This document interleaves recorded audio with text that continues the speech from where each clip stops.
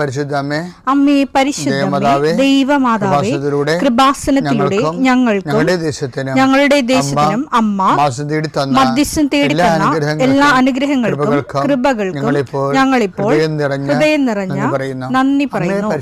അമ്മേ പരിശുദ്ധമേ, ദൈവമാതാവേ, 2004 ഡിസംബർ 7 ഉച്ചകഴിഞ്ഞ് 2:30 കൃപാസനത്തിൽ സംഭവിച്ച അമ്മയുടെ പ്രത്യക്ഷപ്പെടലിനെ കുറിച്ച് തിരുസഭയ്ക്ക് സമർപ്പിച്ചിരിക്കുന്ന പഠനരേഖകളുടെ മേൽ സഭാത്മകമായ പഠനം ആരംഭിക്കുവാൻ ഞങ്ങൾ പ്രാർത്ഥിക്കുന്നു. അമ്മേ പരിശുദ്ധമേ, ഭൂസ്വർലോകങ്ങളുടെ രാജ്ഞിയായ അങ്ങേയ്ക്ക് ഭൗമസംരക്ഷണത്തിനായി പ്രപഞ്ചപ്രകൃതിയെ തന്നെ തിരുസഭ പ്രതിഷ്ഠിക്കുവാൻ ഈ പ്രത്യക്ഷീകരണം വഴി ഇടയാക്കണമേ. പരിശുദ്ധമേ, ജപമാല മാതാവേ, സകല കൃപാസനം പ്രാർത്ഥനയോടും ചേർത്ത് ഞങ്ങളിപ്പോൾ പ്രാർത്ഥിക്കുന്ന ഈ കുടുംബത്തിന്റെ പ്രത്യേക നിയോഗം പറ മക്കളെ.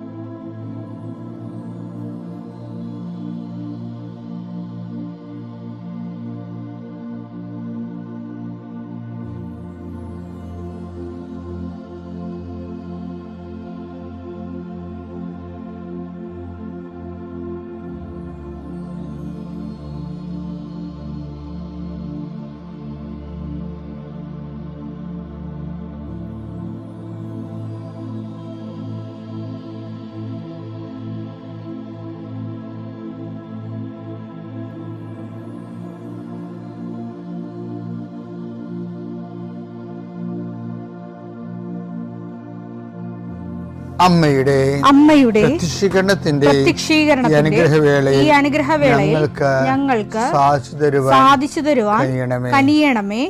ആമേൻ. വിശ്വാസ പ്രമാണം. സർവശക്തനായ പിതാവും ആകാശത്തിന്റെയും ഭൂമിയുടെയും സൃഷ്ടാവുമായ ദൈവത്തിൽ ഞാൻ വിശ്വസിക്കുന്നു. അവിടുത്തെ ഏകപുത്രനും ഞങ്ങളുടെ കർത്താവുമായ ഈശോമിശിഹായിലും ഞാൻ വിശ്വസിക്കുന്നു. ഈ പുത്രൻ പരിശുദ്ധാത്മാവിനാൽ ഗർഭസ്ഥനായി കന്യകാമറിയത്തിൽ നിന്ന് പിറന്ന് പൊന്തിയോസ് പീലാത്തോസിന്റെ കാലത്ത് പീഡകൾ സഹിച്ച് കുരിശിൽ തറയ്ക്കപ്പെട്ട് മരിച്ച് അടക്കപ്പെട്ട് പാതാളങ്ങളിൽ ഇറങ്ങി മരിച്ചവരുടെ ഇടയിൽ നിന്ന് 3-ാം നാൾ ഉയർത്ത് സ്വർഗത്തിലേക്ക് എഴുന്നള്ളി സർവശക്തിയുള്ള പിതാവായ ദൈവത്തിന്റെ വലതുഭാഗത്തിരിക്കുന്നു. അവിടെ നിന്ന് ജീവിക്കുന്നവരെയും മരിച്ചവരെയും വിധിക്കുവാൻ വരുമെന്നും ഞാൻ വിശ്വസിക്കുന്നു. പരിശുദ്ധാത്മാവിലും ഞാൻ വിശ്വസിക്കുന്നു. വിശുദ്ധ കത്തോലിക്കാ സഭയിലും പുണ്യവാന്മാരുടെ ഐക്യത്തിലും പാപങ്ങളുടെ മോചനത്തിലും ശരീരത്തിന്റെ ഉയർപ്പിലും നിത്യമായ ജീവിതത്തിലും ഞാൻ വിശ്വസിക്കുന്നു. ആമേൻ. സുഖസ്ഥനായ ഞങ്ങളുടെ പിതാവേ, അങ്ങയുടെ നാമം പൂജിതമാകണമേ. അങ്ങയുടെ രാജ്യം വരണമേ. അങ്ങയുടെ തിരുമനസ് സ്വർഗത്തിലെ പോലെ ഭൂമിയിലും ആകണമേ. അന്നു വേണ്ടുന്ന ആഹാരം ഇന്ന് ഞങ്ങൾക്ക് തരണമേ. ഞങ്ങളോട് തെറ്റ് ചെയ്യുന്നവരോട് ഞങ്ങൾ ക്ഷമിക്കുന്നത് പോലെ ഞങ്ങളുടെ തെറ്റുകൾ ഞങ്ങളോടും ക്ഷമിക്കണമേ.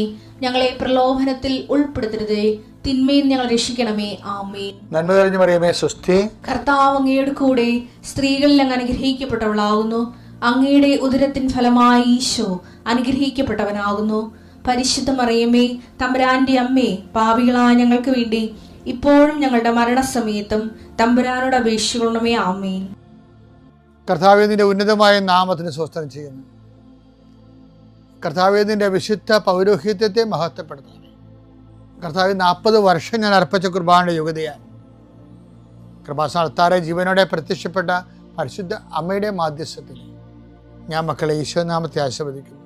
ഈശോ ഇന്നീ പ്രാർത്ഥനയുടെ കുരിശിൻ്റെ ഒരു ആശീർവാദം കിട്ടിയിട്ട് തങ്ങളുടെ ജീവിതത്തിൻ്റെ ഉത്തരവാദിത്തങ്ങൾക്ക് പോകാൻ ആഗ്രഹിക്കുന്നവരെയാണ് ഈശോ ഞാനിപ്പോൾ പ്രധാനമായിട്ട് ഓർക്കുന്നത്. ഇന്നത്തെ യാത്രകളെല്ലാം ഞാൻ ആശീർവദിക്കുന്നു. നിൻ്റെ ഓരോ സംസാരവും നീ ആരോടൊക്കെ നിന്ന് സംസാരിച്ചാലും അതെല്ലാം നിനക്ക് അനുകൂലമായി വരാൻ ഞാൻ ആശീർവദിക്കുന്നു. നീ രേഖകൾ ഒപ്പിടുമ്പോഴേ കർത്താവിൻ്റെ ആശീർവാദം ഞാൻ നിനക്ക് നൽകുന്നു. നീ ഒരു പുസ്തകം വായിക്കുമ്പോഴേ, നീ എഴുതുമ്പോഴേ, നീ ഒരു രേഖ കൈമാറുന്നത് എല്ലാ പ്രക്രിയകളെയും കർത്താവിൻ്റെ നാമത്തിൽ ഞാൻ ആശീർവദിക്കുന്നു. നീ ഇന്ന് ആശുപത്രിയിലാണ് പോകണമെന്നുണ്ടെങ്കിൽ നിൻ്റെ ഡോക്ടർ നിൻ്റെ വിഷയങ്ങളെല്ലാം കേൾക്കുകയും കൃത്യമായ മരുന്ന് നിനക്ക് നിശ്ചയിച്ച് തരികയും കൃത്യമായ പ്രിസ്ക്രിപ്ഷൻ നൽകുകയും നല്ല ഡയഗ്നോസിസ് നടക്കാൻ വേണ്ടി ഷാർപ്പ് ഡയഗ്നോസിന് വേണ്ടി എല്ലാ രോഗികളെയും ഈശോ നാമത്തിൽ ആശീർവദിക്കുന്നു. കർത്താവേ, നീ കഴിക്കുന്ന ഭക്ഷണം ഇന്ന് നീ ചിലപ്പോൾ പ്രാർത്ഥിക്കാതെ കഴിക്കാമായിരിക്കും, പെട്ടെന്ന് കഴിക്കുമായിരിക്കും, സാരമില്ല. എങ്കിലും നീ ഓർത്താലും ഓർത്തില്ലേലും നീ ഇന്ന് കഴിക്കാൻ പോകുന്ന മുഴുവൻ ഭക്ഷണപദാർത്ഥങ്ങളെ, നീ ഇന്ന് കുടിക്കാൻ പോകുന്ന മുഴുവൻ പാനീയങ്ങളെ, ശുദ്ധവെള്ളം ഉൾപ്പെടെ കർത്താവിൻ്റെ നാമത്തിൽ പിതാവിൻ്റെയും പുത്രൻ്റെയും പരിശുദ്ധ നാമത്തിൽ ആശീർവദിക്കുന്നു. എൻ്റെ പ്രിയപ്പെട്ടവർ, നമ്മളെ കഴിഞ്ഞ ദിവസങ്ങളെ കണ്ടത് നീ എന്താണ് ചെയ്തത് എന്ന് ചോദിച്ചു. പിന്നെ ദൈവം ഏലിയായോട് നീ എന്ത് ചെയ്യുന്നു എന്ന് ചോദിച്ചു. ഇനി ഭാവി ജീവിതവും ദൈവം അഡ്രസ്സ് ചെയ്യുന്ന ദൈവം നിരീക്ഷിക്കുന്ന വിഷയമാണ്. നീ എന്താണ് ചെയ്യാനിരിക്കുന്നത് എന്നും ചോദിക്കും. അതാണ് വിഷയം. എന്താണ് ചെയ്തത്, എന്ത് ചെയ്യുന്നു, എന്താ ദൈവം ചോദിക്കണത്? എന്താണ് നീ ചെയ്യാനിരിക്കുന്നത്? ഇപ്പം ഭാവി നീ എന്താണ് ചെയ്യാനിരിക്കുന്നത്? അത് മോശമായാലും നന്മയായാലും ദൈവം അത് ചെയ്യരുതെന്നും പറയത്തില്ല. ഒരു പ്രായം കഴിഞ്ഞാൽ അങ്ങനൊന്നും പറയത്തില്ല.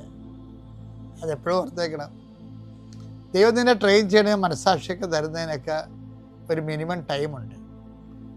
നീ ഭാവിയിൽ നീ ജയിലിൽ കിടക്കുമ്പോഴോ അല്ലെങ്കിൽ കേസിൽ അകപ്പെട്ട് കഴിയുമ്പോഴോ അല്ലെങ്കിൽ നാട്ടുകാർ നിന്നെ കൈകാര്യം ചെയ്ത് കഴിയുമ്പോഴോ വീട്ടിൽ നിനക്ക് വില പോയി കഴിയുമ്പോഴോ അയ്യോ ദൈവം എന്നെ നേരത്തെ ഓർപ്പിച്ചാൽ മതിയായിരുന്നല്ല, ഇത് ഒരു നിമിഷം വന്ന് അബദ്ധമായി പോയില്ല എന്നൊക്കെ പറയും.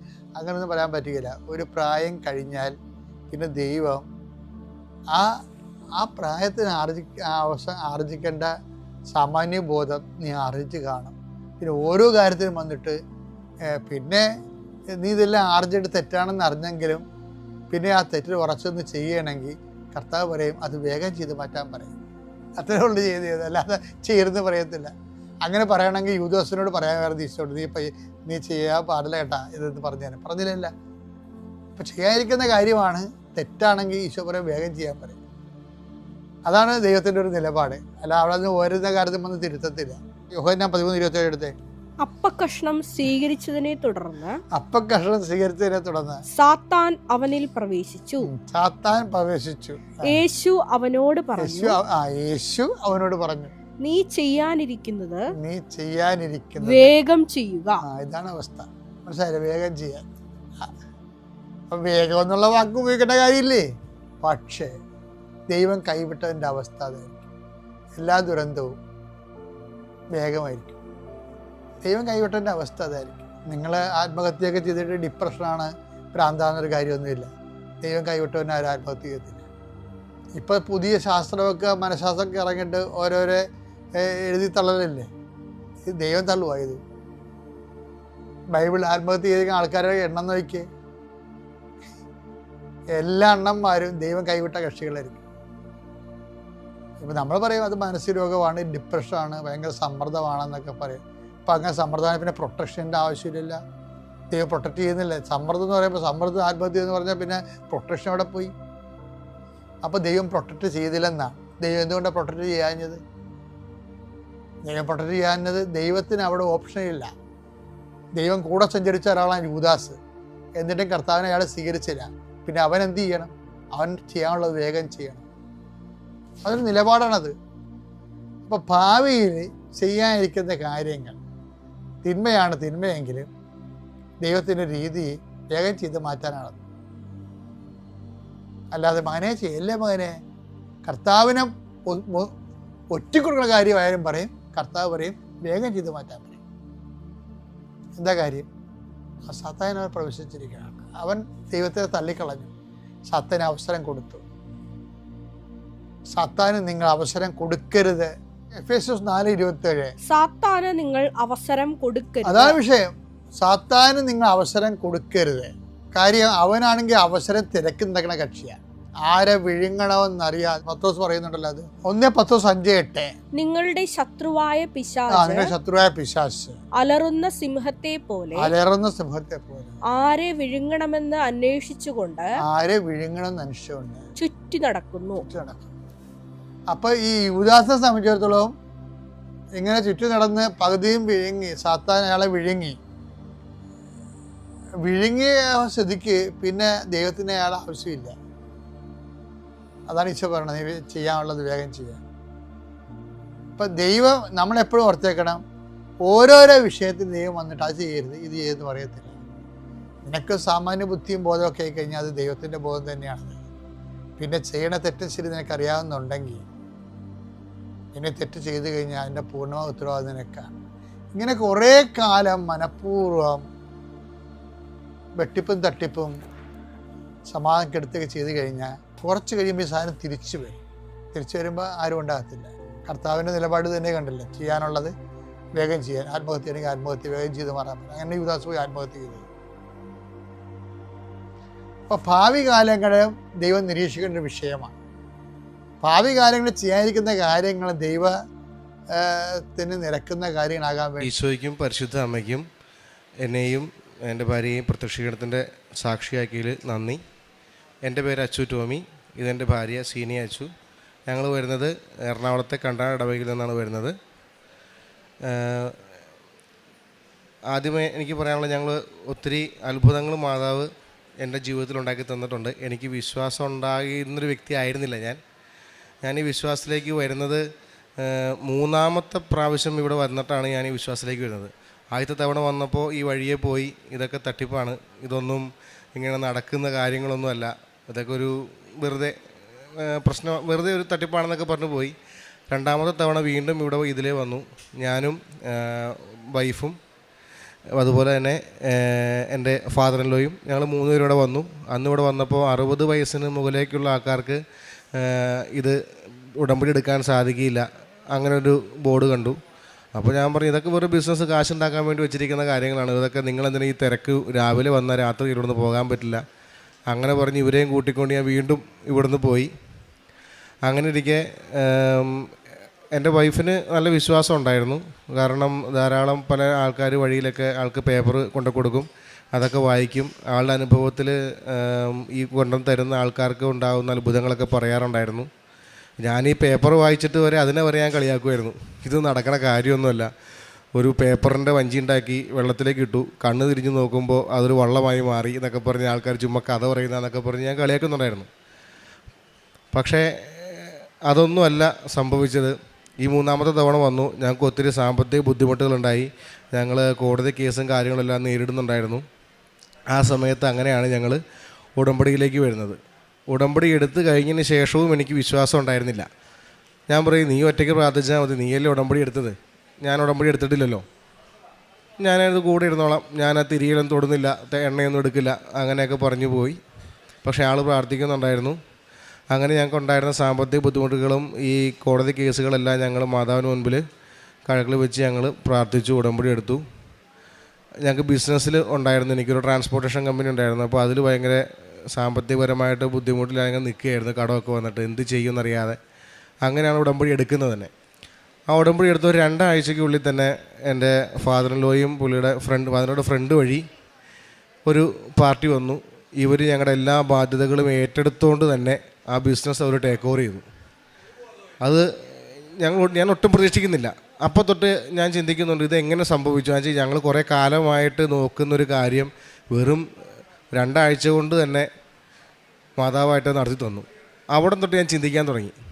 അതിനുശേഷം എൻ്റെ ജീവിതത്തിലുണ്ടാകുന്ന ചെറിയ ചെറിയ കാര്യങ്ങൾ, വളർത്തുമൃഗങ്ങൾക്കുണ്ടാകുന്ന സൗഖ്യം, ഇങ്ങനെയൊക്കെ വന്നപ്പോഴാണ് ഞാൻ വിശ്വാസത്തിലേക്ക് പൂർണ്ണമായിട്ടും വന്നത്.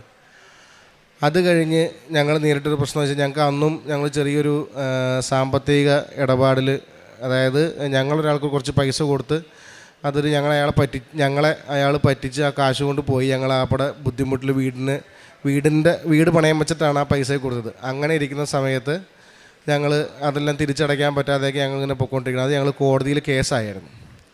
ഈ കേസ് അന്ന് നടത്തിക്കൊണ്ടിരുന്ന ആൾക്കാർ, ഞങ്ങളെ പരിചയപ്പെടുത്തിയ ആൾക്കാരെല്ലാവരും കൂടി ഇതൊരു അവധിയിലേക്ക് നീട്ടി വെച്ച് അവർ ആ എതിർകക്ഷിക്ക് ഫേവറബിളായിട്ടുള്ള രീതിയിൽ പൊയ്ക്കൊണ്ടിരിക്കുകയായിരുന്നു.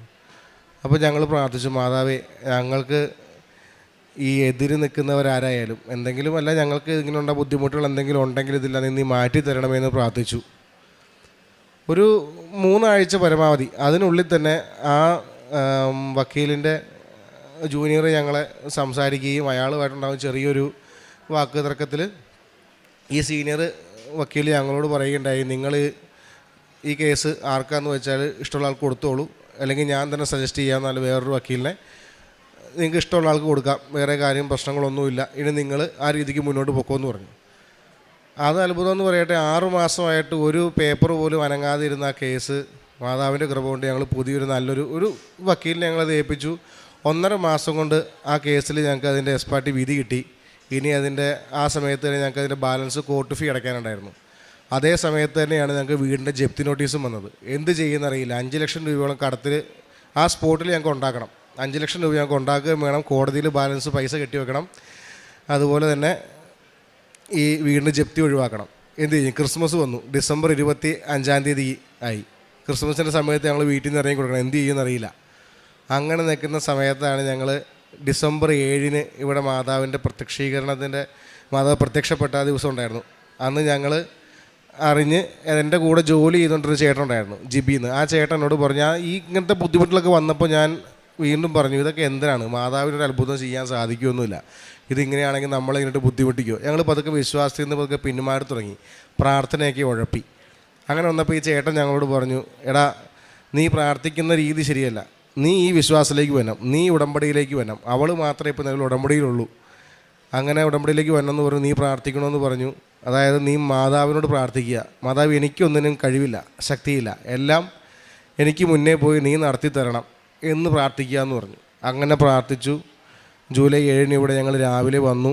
2 മണിക്ക് ഞങ്ങൾ എറണാകുളത്ത് നിന്ന് പുറപ്പെട്ട് ഇവിടെ ഒരു 3-3:30 ആയപ്പോൾ വന്നു. 4 മണിക്ക് ഇവിടെ വെയിറ്റ് ചെയ്ത് ഞങ്ങൾ രാവിലെ തന്നെ മാതാവിൻ്റെ രൂപത്തിൽ ഞങ്ങൾ തൊട്ട് പ്രാർത്ഥിക്കാൻ സാധിച്ചു. കുർബാന കൂടി ഇവിടുന്ന് എല്ലാ പരിപാടിയെല്ലാം കഴിഞ്ഞൊരു ഉച്ചയോടുകൂടി അടുത്തപ്പോഴാണ് ഞങ്ങളിവിടെ തിരിച്ചു പോകുന്നത്. മനസ്സിന് വളരെ ഒരു സന്തോഷമുണ്ടായ ഒരു കാര്യമായിരുന്നത്. കാരണം മാതാവ് പ്രത്യക്ഷപ്പെട്ട ആ ദിവസം ഇവിടെ വരാൻ സാധിച്ചു. അതിനുശേഷം പിന്നെ നടന്നതെല്ലാം മാതാവാണ് നടത്തിയത്. ഞങ്ങൾക്കൊന്നും അറിയില്ല. ഞങ്ങൾക്ക് ഇനി വിൽക്കാനോ പണയം വെക്കാനോ ഒന്നും ഞങ്ങളുടെ കയ്യിലില്ല. ഞങ്ങൾക്ക് കോടതിയിൽ കെട്ടിവെക്കാനുള്ള പൈസ എൻ്റെ ഫാദറിൻ്റെ വഴി തന്നെ ഞങ്ങൾക്ക് കണ്ടെത്തി തന്നു. അതുപോലെ തന്നെ ജപ്തി നടപടികൾ, അവിടുത്തെ മാനേജർ ഒരു കാര്യത്തിൽ അടുക്കില്ലാത്തൊരു മനുഷ്യൻ. നമ്മൾ എന്ത് പറഞ്ഞാലും ആൾ എതിര് പറയുന്നു. നിങ്ങൾ അടുത്ത ആഴ്ച തന്നെ വീട്ടിൽ നിന്ന് ഇറങ്ങണം, ഞങ്ങൾ ലേലത്തിന് വെക്കുകയാണെന്നൊക്കെ പറഞ്ഞു. ഇതൊന്നും ഞങ്ങൾ വളരെ ബുദ്ധിമുട്ടിലായി. ആ ആളുടെ അടുത്ത് ഞാൻ ഒരു ഉപ്പ്, നമ്മുടെ ഉപ്പ് ഒരു ചെറിയൊരു തുവാലിൽ കയ്യിലെടുത്തിട്ട് ഉപ്പ് കയ്യിൽ പിടിച്ചിട്ട് ഞാൻ മാതാവിനോട് വിശ്വാസ പ്രമാണം ചൊല്ലി പ്രാർത്ഥിച്ചിട്ട് ഈ മാനേജറെ ഞാൻ പോയി കണ്ടു. ഒട്ടും സമ്മതിക്കാത്ത ആൾ എനിക്ക് ജനുവരി 31 വരെ സമയം തന്നു. അതിനുള്ളിൽ തന്നെ ഈ പണം കൊടുത്ത് ജപ്തി ഞങ്ങൾക്ക് എൻ്റെ വീടിന് ഒഴിവാക്കാൻ സാധിച്ചു. അതിനിടയ്ക്ക് ഞങ്ങളിവിടെ വന്നു, അച്ഛനെ കണ്ടു, ഞങ്ങൾ ഉടമ്പടി പുതുക്കി, അച്ഛനെ കണ്ടു. അച്ഛൻ ഞങ്ങൾക്ക് കാശ് രൂപം വെഞ്ചരിച്ച് പ്രാർത്ഥിച്ചു തന്നു. വീടിൻ്റെ 4 മൂലയ്ക്ക് ഉപ്പ് വിതറി ഈ കാശ് രൂപം വീട്ടിൻ്റെ വസ്തുവിൽ കുഴിച്ചിടാൻ പറഞ്ഞു. അച്ഛൻ പറഞ്ഞതുപോലെ എല്ലാ കാര്യങ്ങളും ചെയ്തു. അതിന് ശേഷമാണ് ഞാൻ ഈ മാനേജറെ പോയി കണ്ടത്. എനിക്ക് വിശ്വാസം ഉണ്ടായിരുന്നു, കാരണം മാതാവ് അത്ഭുതം പ്രവർത്തിക്കും. മാതാവ് അത്ഭുതം പ്രവർത്തിച്ചു. നമുക്കൊന്നും ചെയ്യാൻ കഴിയുന്നില്ല, നമ്മുടെ കൈ കെട്ടിയിട്ട അവസ്ഥയാണ്. അതെല്ലാം മാതാവ് ഞങ്ങൾക്ക് ചെയ്തു തന്നു. ഞാൻ ഈ വിശ്വാസത്തിലേക്ക് വന്നത് തന്നെ ഇങ്ങനെയുള്ള പല അനുഭവങ്ങളും കൂടി തന്നെയായിരുന്നു. അവിശ്വാസിയായിട്ടൊരു മനുഷ്യനായിരുന്നു ഞാൻ. അതുപോലെ തന്നെ ഞങ്ങൾ മൂലം അതായത് എൻ്റെ വൈഫിന് ജോലി കിട്ടി. ആൾക്ക് ജോലി ഉണ്ടായിരുന്നത് ഒരു ചെറിയൊരു കമ്പനിയിൽ ചെറിയ തുച്ഛമായ ശമ്പളത്തിലായിരുന്നു. അതിനുശേഷം ഒരു ഇൻ്റർവ്യൂ എടുത്തിരുന്നു. ആ ഇൻ്റർവ്യൂവിൽ അവർ പറഞ്ഞത്, പെണ്ണുങ്ങൾക്ക് ഞങ്ങൾ ജോലി കൊടുക്കില്ല, ആണുങ്ങൾക്ക് മാത്രമേ ഉള്ളൂ. അത് ടൈമിങ് രാവിലെ 8 തൊട്ട് രാവിലെ 10 തൊട്ട് രാത്രി 8 വരെയാണ് സമയം. ഈ സമയത്ത് വരെ ബസ് റൂട്ടൊന്നുമില്ല. കാക്കനാട് സെസ്സിലാണ് ജോലി. അപ്പോൾ നിങ്ങൾക്ക് വരാൻ കഴിയില്ല എന്നൊക്കെ പറഞ്ഞ് ആൾ ഒഴിവാക്കി. പക്ഷേ ഒരു 2-3 മന്ത്സിനുള്ളിൽ തന്നെ ഇവർ തിരിച്ച് വൈഫിനെ വിളിച്ചു. വൈഫിന് ആ ജോലി കിട്ടി. ഈ പ്രശ്നങ്ങളൊന്നുമില്ല, അവർക്കൊരു ബുദ്ധിമുട്ടുമില്ല. നല്ല ശമ്പളത്തിലൂടെ ഒരു അമേരിക്കൻ ബേസ് കമ്പനിയാണ്. ആൾ ഉടമ്പടിയിൽ മാതാവിനോട് ഇത് വെച്ച് പ്രാർത്ഥിച്ചിരുന്നു. അതങ്ങനെ തന്നെ സംഭവിക്കുകയും ചെയ്തു. പിന്നെ ഉണ്ടായ ഞങ്ങൾ ഡെയിലി ലൈഫിൽ ഞങ്ങൾ തൈലവും ഉപ്പും തേനും എല്ലാം യൂസ് ചെയ്യും. ഞങ്ങൾ എപ്പോഴും ഏത് യാത്രയ്ക്ക് ഇറങ്ങുമ്പോഴും അതിനുശേഷം ഏത് യാത്രയ്ക്ക് ഇറങ്ങുമ്പോഴും തൈലം തൊട്ട് കുരിശ് വരച്ച് ഉപ്പ് വിതറി ഞങ്ങൾ തേൻ ഒരു നുള്ളു നാവിൽ വെച്ചിട്ടാണ് ഞങ്ങൾ എല്ലാ കാര്യങ്ങളും ചെയ്യുന്നത്. അതുകൊണ്ട് തന്നെ ജീവിതത്തിൽ എല്ലാ ദിവസവും ഉണ്ടാകുന്ന തടസ്സങ്ങളും ബുദ്ധിമുട്ടും എല്ലാം മാറി കിട്ടുന്നുണ്ട്. മാത്രമല്ല നമ്മളൊക്കെ ഒന്നും ചെയ്യാൻ കഴിവില്ല, പക്ഷേ അതെല്ലാം മാതാവ് നമുക്ക് ചെയ്തു തരും. അങ്ങനെ അത്ഭുതമാണ് ജീവിതത്തിൽ നടന്നുകൊണ്ടിരിക്കുന്നത്. അതുപോലെ തന്നെ ഞങ്ങൾ കാരണം നമുക്ക് വലിയ സന്തോഷമാണ്. ഞങ്ങൾ കാരണം 2 കുടുംബങ്ങൾ മാതാവിൻ്റെ വിശ്വാസത്തിലേക്ക് വന്നു. അവർ വന്ന് ഉടമ്പടി എടുത്തു. ആ ചേച്ചി ഒരാൾ വൈഫിൻ്റെ കൂടെ ജോലി ചെയ്യുന്ന ഒരു ആളാണ്. അവരുടെ വീട്ടിൽ ഒത്തിരി അത്ഭുതങ്ങൾ സംഭവിച്ചു. അതുപോലെ തന്നെ പ്രേക്ഷക പ്രവർത്തനങ്ങൾക്ക് വേണ്ടിയിട്ട് അവർ ചെയ്യുന്നുണ്ട്, ഞങ്ങളും ചെയ്യുന്നുണ്ട്. ഇതെല്ലാം ഞങ്ങൾക്ക് വളരെ ഒരു അത്ഭുതമായിട്ടാണ് തോന്നിയത്. കാരണം ഇങ്ങനെ ചെയ്യാനായിട്ട് ഇതൊന്നും നടക്കില്ല എന്ന് കരുതിയിരുന്നൊരു കാലത്ത് അതിൽ നിന്നും എല്ലാം വ്യത്യസ്തമായി ഇങ്ങനെയല്ല ജീവിക്കേണ്ടത്. നമുക്ക് ജീവിതത്തിന് ഒരു ലക്ഷ്യം വേണം. നമുക്ക് ജീവിതത്തിൽ ലക്ഷ്യബോധം ഉണ്ടാവും. നമ്മുടെ കൂടുതൽ എന്നും നമ്മൾ ദൈവത്തോട് അടുത്ത് നമ്മൾ ജീവിക്കണം. ഇതല്ല തട്ടിപ്പൊക്കെയാണെന്ന് പറഞ്ഞ് പോകുന്നത് പോലെയല്ല. നമ്മുടെ ജീവിതത്തിന് ലക്ഷ്യവും കാര്യങ്ങളെല്ലാം ഉണ്ടാകുന്നത് നമ്മൾ പ്രാർത്ഥനയും ദൈവത്തോടു കൂടെ അടുത്ത് ഭക്തിയോടുകൂടി പോകുമ്പോഴാണ് ഉണ്ടാകുന്നത്. അപ്പോൾ നമ്മൾ മറ്റുള്ളവർക്ക് ചെയ്യുന്ന നന്മ ചെയ്യുന്നതനുസരിച്ച് നമ്മുടെ ജീവിതത്തിലേക്ക് വീണ്ടും ധാരാളം നന്മകളും സന്തോഷവും എല്ലാം ഉണ്ടാവും. നമ്മുടെ കുടുംബത്തിൽ ഐക്യവും സമാധാനവും എല്ലാം ഉണ്ടാവും. എൻ്റെ വീട്ടിലെല്ലാവരും പലരും അങ്ങോട്ടും ഇങ്ങോട്ടും മിണ്ടാതെയും സംസാരിക്കാതെയും മിക്കപ്പോഴും വഴക്കും കാലൊക്കെ ഉണ്ടായിക്കൊണ്ടിട്ടാണ്. ഇപ്പോൾ വളരെ ഐക്യത്തിലാണ് ഈ പോകുന്നത്. വെച്ചാൽ വീട്ടിൽ നമ്മൾ പ്രാർത്ഥന മുടക്കരുത് ഒരു കാരണവശാലും. ഞങ്ങളുടെ രണ്ടുപേരുടെയും ജോലിയുടെ സ്വഭാവം വെച്ചിട്ട് ഞങ്ങൾക്ക് സന്ധ്യാപ്രാർത്ഥന ചെല്ലാൻ പറ്റാറില്ല. കാരണം ആൾ രാത്രി വീട്ടിൽ വരുമ്പോൾ 9:30-10 മണിയാവും. ഞാനും ചിലപ്പോൾ പല സ്ഥലത്തായിരിക്കും. എന്നിരുന്നാലും എങ്ങനെയൊക്കെയാണെങ്കിലും ഞങ്ങൾ ഒന്നിച്ച് വീട്ടിൽ വന്നു കഴിയുമ്പോൾ ഞങ്ങൾ റൂമിലിരുന്ന് ഒന്നിച്ച് ഞങ്ങൾ പ്രാർത്ഥന ചൊല്ലി ഉടമ്പടി പ്രാർത്ഥനയും ചൊല്ലിയതിന് ശേഷം മാത്രമേ ഞങ്ങൾ കടന്നുറങ്ങാറുള്ളൂ. രാവിലെ അതുപോലെ തന്നെ 2 ആഴ്ച കൂടുമ്പോൾ ഞങ്ങൾ കുമ്പസാരിക്കും, കാര്യങ്ങളും എല്ലാം ചെയ്യും. പറ്റാവുന്ന രീതിയിൽ എല്ലാ കാര്യങ്ങളും ചെയ്യുന്നുണ്ട് ആൾ. തൈലവും ഉപ്പും തേനും അത് നമ്മുടെ ഡെയിലി ലൈഫിൽ നമ്മളിത് ഉപയോഗിച്ച് തുടങ്ങി. പതിയെ നമ്മുടെ ഈ മാതാവിനോടുള്ള ഉടമ്പടി പ്രാർത്ഥന എന്ന് പറയുന്നത് നമ്മുടെ ഡെയിലി റുട്ടീനിലൊരു ഭാഗമായി മാറി. നമ്മളത് പിന്നെ ചെയ്യണ്ടേ എന്ന് ചോദിക്കേണ്ട കാര്യമില്ല. നമ്മളറിയാതെ നമ്മളത് ചെയ്യും. നമ്മൾ എന്നും രാവിലെ എഴുന്നേൽക്കുന്നു, കുളിക്കുന്നു, പല്ല് തേക്കുന്നു എന്ന് പറയുന്ന പോലെ ഡെയിലി റുട്ടീനായിട്ട് മാറും. അങ്ങനെ കഴിയുമ്പോൾ നമുക്ക് എല്ലാ കാര്യങ്ങളും മാതാവ് നമുക്ക് തരും. അതാണ് എൻ്റെ വിശ്വാസം. പിന്നെ ഇന്നുണ്ടായ അത്ഭുതം എന്ന് പറയുന്നത്, എനിക്ക് ചുമ ഒരു 4-3 ദിവസമായിട്ട് ചുമയായിരുന്നു. ചുമ നിർത്താതെ ചുമച്ചുകൊണ്ടിരിക്കുകയാണ് ഞാൻ. ഇന്നുണ്ടായ അത്ഭുതമാണത്. ഞാൻ രാവിലെ ഞങ്ങൾ പ്രാർത്ഥന കഴിഞ്ഞിട്ട് തേൻ നാവിൽ വെച്ചു, തൈലം എല്ലാം കഴിഞ്ഞിട്ടാണ് വന്നത്. ഇവിടെ വന്ന് എന്നോട് സിസ്റ്റർ സാക്ഷ്യം പറയാൻ പറഞ്ഞപ്പോൾ ഞാൻ പറഞ്ഞു, എനിക്ക് നല്ല ചുമയാണ്, എനിക്ക് സംസാരിക്കാൻ പറ്റുമെന്ന് തോന്നുന്നില്ല. വൈഫ് സംസാരിച്ചോളെന്നാണ് പറഞ്ഞത്, സാക്ഷ്യം പറയുമെന്നാണ് പറഞ്ഞത്.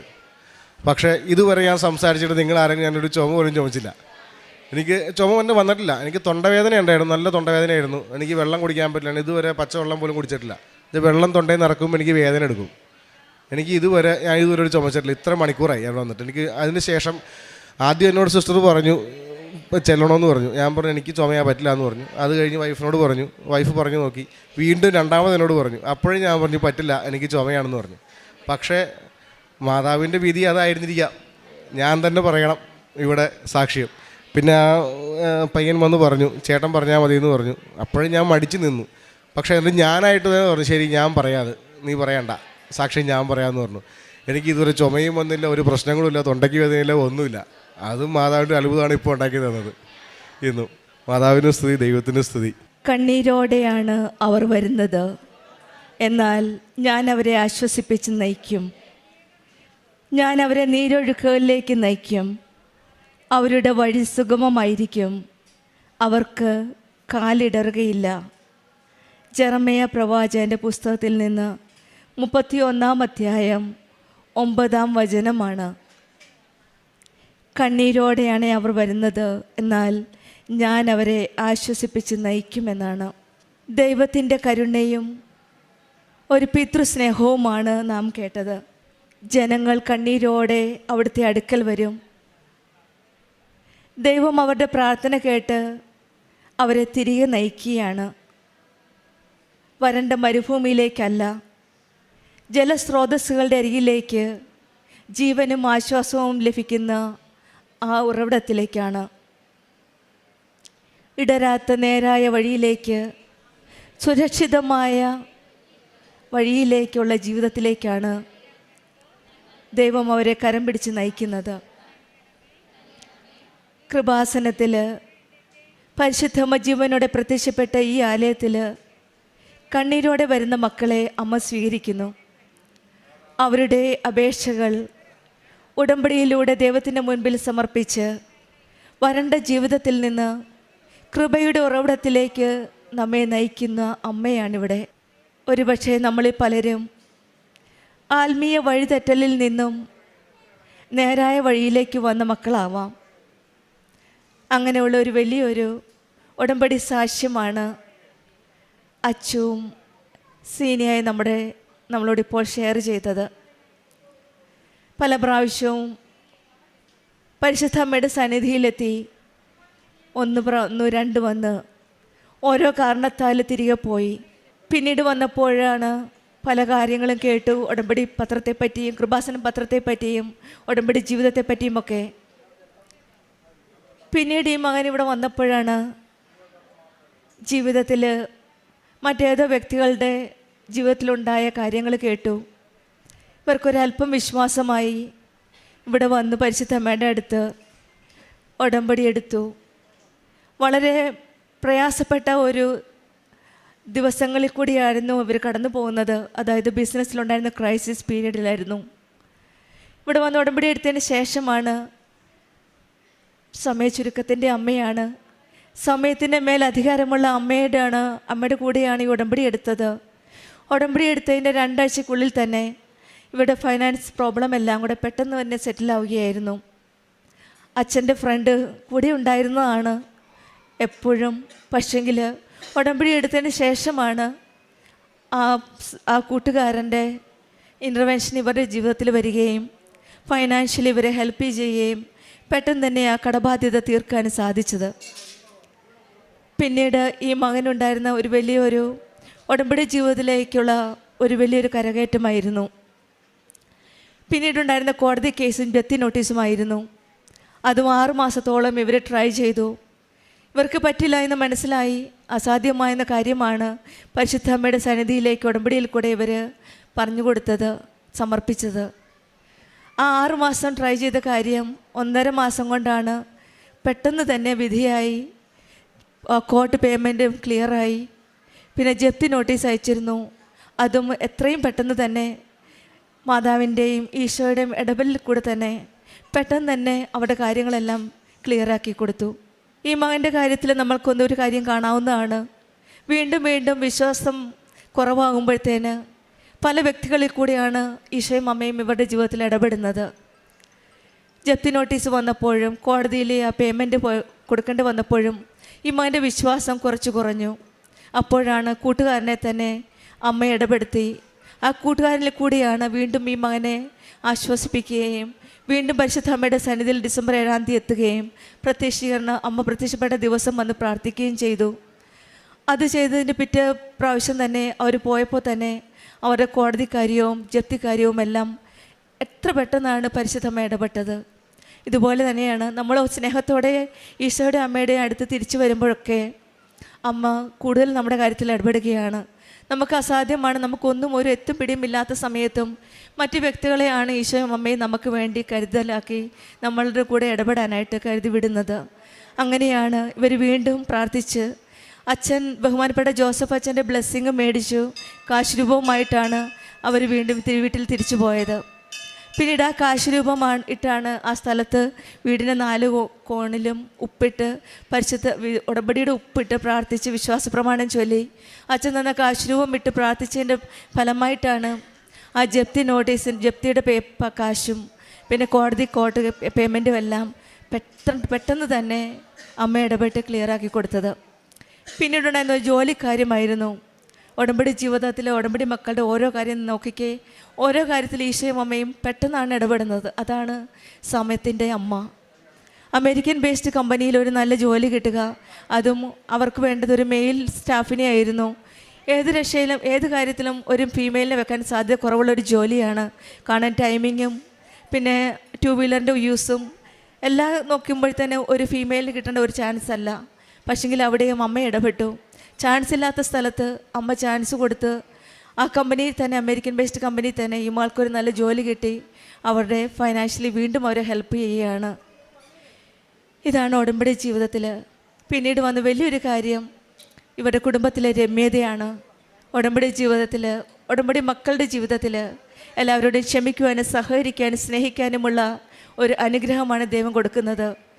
കുടുംബത്തിലെ രമ്യതയും സ്നേഹവും സൗഹൃദവും വന്നപ്പോൾ അവരുടെ ജീവിതം ആകെപ്പാടെ അങ്ങ് മാറ്റി. അനുഭവ സാക്ഷ്യങ്ങളിലൂടെയാണ് ഈ മകന് കുറച്ചൊക്കെ പരിശുദ്ധ അമ്മയെപ്പറ്റി അറിയാൻ സാധിച്ചത്. അറിവ് പിന്നെയാണ് അനുഭവമായി മാറിയത്. അനുഭവമാണ് ഈ മകനെ പിന്നെ ബോധ്യത്തിലേക്ക് മാറ്റിയത്. ദൈവത്തിൻ്റെ ഇടപെടലിൻ്റെ സമയച്ചുരുക്കം ദൈവത്തിലുള്ള നമ്മുടെ വിശ്വാസം മൂലമാണ്. വിശ്വാസം എപ്പോൾ പ്രഖ്യാപിക്കുന്നോ അപ്പോൾ ദൈവം പ്രവർത്തിക്കുവാൻ തുടങ്ങും. നമ്മുടെ ജീവിതത്തിലും പരിശുദ്ധ അമ്മയുടെ സന്നിധിയിൽ അമ്മ പ്രത്യക്ഷപ്പെട്ട ഈ ആലയത്തിൽ കരഞ്ഞു വരുന്നവർ സന്തോഷത്തോടെ മടങ്ങുകയെന്ന് നമുക്ക് വിശ്വസിക്കാം. കാരണം അമ്മ മാതാവാണ് എല്ലാവരെയും ഈശോയിലേക്ക് നയിക്കുന്നത്. ദുഃഖത്തിൽ ക്ലേശത്തിൽ കരഞ്ഞു പ്രാർത്ഥിക്കുമ്പോൾ ദൈവം നമ്മെ ഉപേക്ഷിക്കില്ല. ആത്മീയമായ വരൾച്ചയിൽ ദൈവം കൃപയുടെ ജലത്തിലേക്ക് നയിക്കും. വഴിതെറ്റിയവരെ അമ്മ തിരികെ നയിക്കും. നമ്മുടെ കണ്ണീർ പ്രാർത്ഥനയായി ദൈവത്തിന് മുൻപിൽ മാറുമ്പോൾ അമ്മയെ അത് വലിയ വലിയ കൃപകളായി നമുക്ക് തിരികെ നൽകുന്നു.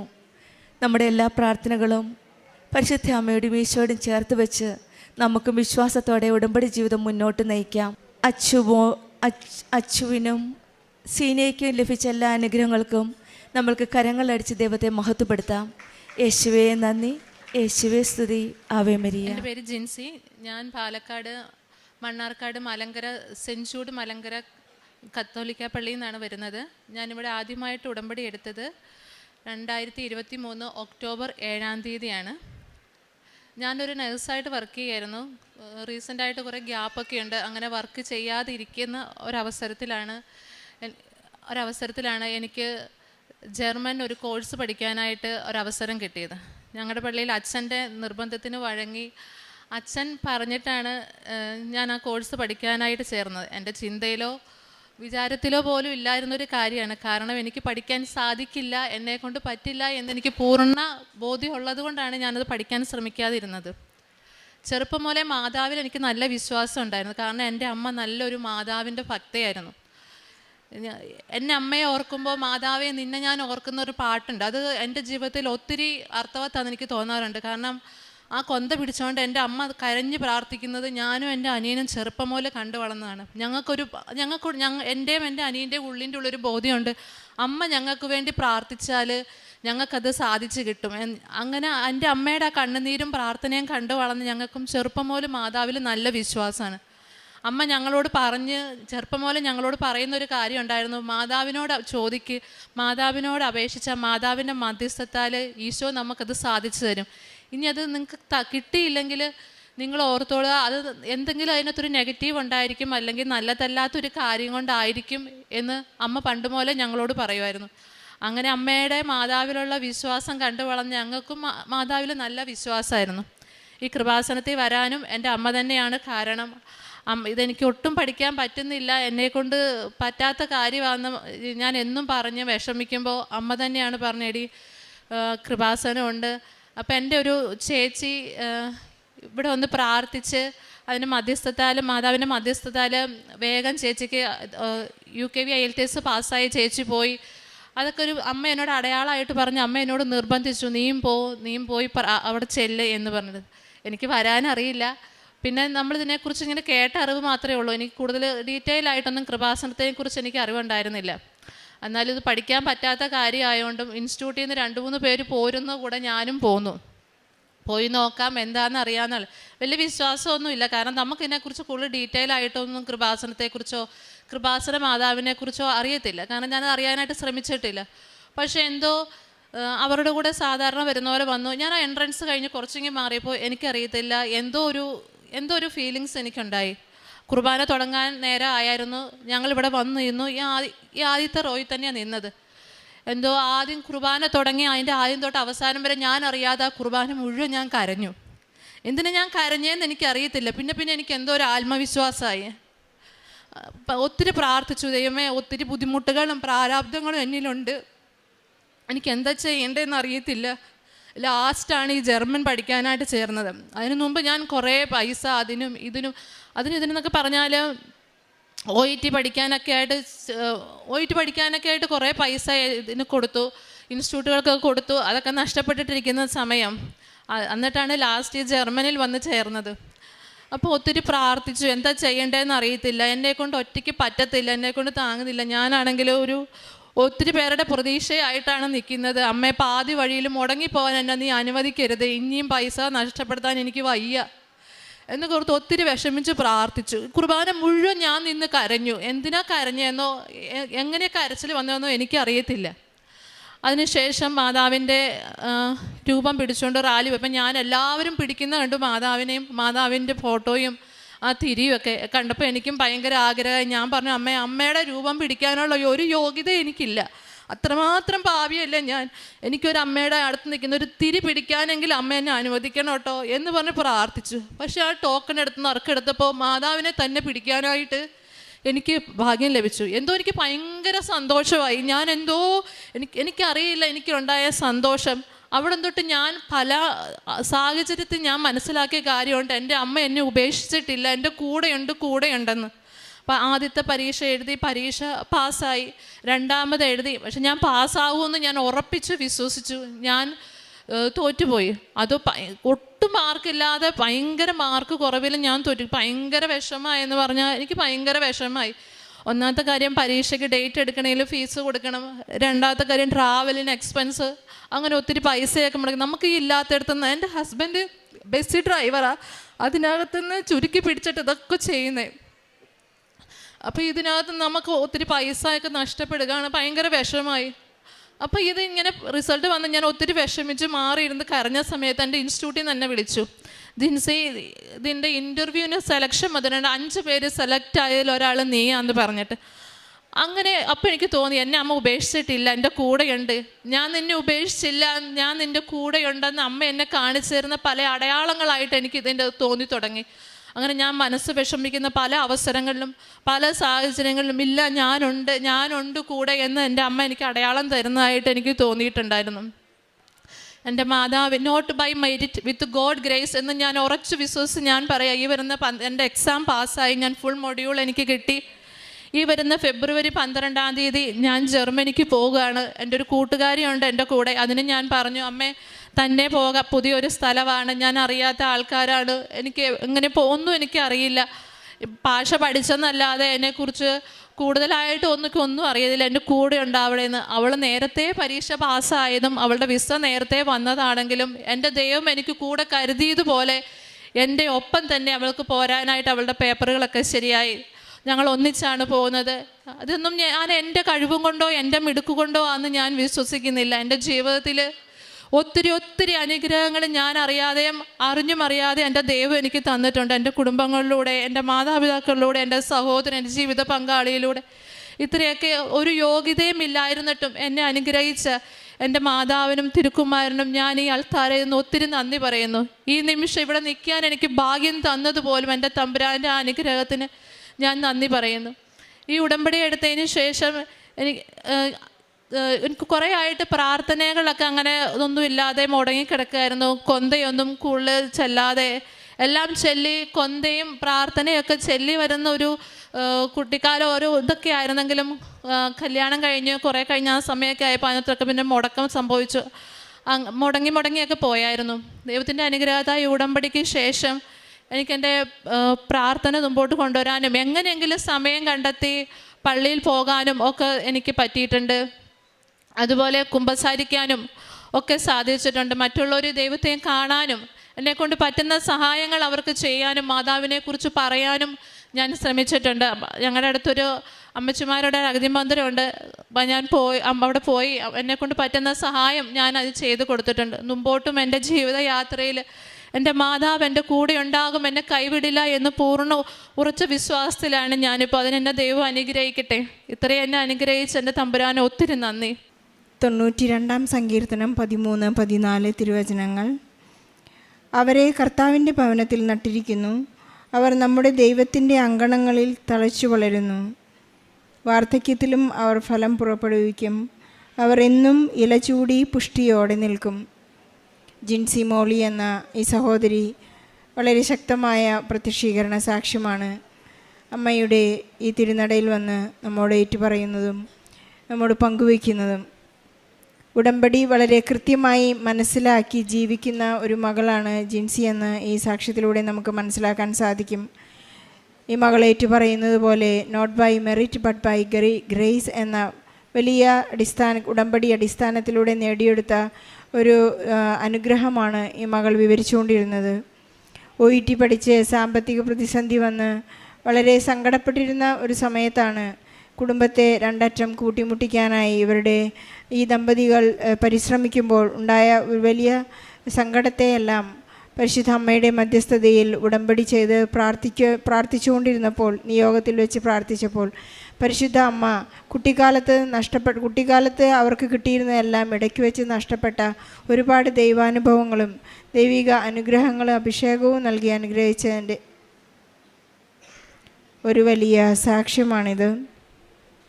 നമുക്കറിയാം, ഉടമ്പടി ചെയ്യുന്നത് കാര്യസാധ്യതകൾക്ക് വേണ്ടി മാത്രമല്ല. ബഹുമാനപ്പെട്ട ജോസഫ് അച്ഛൻ നമ്മെ എപ്പോഴും ഓർമ്മിപ്പിക്കുന്നത് നമുക്ക് റിലൈ ചെയ്യാൻ പറ്റുന്ന ഒരു പ്രാർത്ഥനാ പദ്ധതിയാണ്. കാരണം ഇന്ന് ഇവിടെ വരുന്ന ഒരുപാട് ഹൈ പ്രൊഫൈൽഡ് ആയിട്ടുള്ള ആളുകൾ വന്ന് ഉടമ്പടി ചെയ്ത് പ്രാർത്ഥിക്കുന്നുണ്ട്. പക്ഷേ ഇതെല്ലാം ഒരു അനുഷ്ഠാനത്തിൻ്റെ മാർഗത്തിലേക്ക് ഈ ഉടമ്പടി പ്രാർത്ഥനാ രീതി കാണരുത് എന്ന് അച്ഛൻ നമ്മെ ഓർമ്മിപ്പിക്കുന്നുണ്ട്. ചിലരെല്ലാം വിചാരിക്കുന്നത് പരിശുദ്ധ അമ്മയുടെ തിരുസ്വരൂപം കയ്യിലെടുത്താൽ ഞാൻ പാസ്സാകും, അല്ലെങ്കിൽ എൻ്റെ കടങ്ങൾ വീടും, എനിക്ക് ജീവിതത്തിൽ സൗഭാഗ്യങ്ങളുണ്ടാകും എന്നെല്ലാം. പരിശുദ്ധ അമ്മ നമ്മെ ഈശോയിലേക്ക് ആകർഷിച്ചുകൊണ്ടാണ് നമ്മുടെ കൈകളിലേക്ക് ആ തിരുസ്വരൂപം വരുന്നത്. പക്ഷേ നമുക്കപ്പോൾ ആസ്തി കൂടുതലുണ്ടാകണമെന്ന് അച്ഛൻ എപ്പോഴും നമ്മെ ഓർമ്മിപ്പിക്കുന്നുണ്ട്. ആസ്തി എന്ന് പറയുന്നത് ദൈവസ്നേഹത്തെ അനുഭവിക്കുവാനും ദൈവസ്നേഹം കൈമാറുവാനുമുള്ള ഒരു സ്പിരിച്വൽ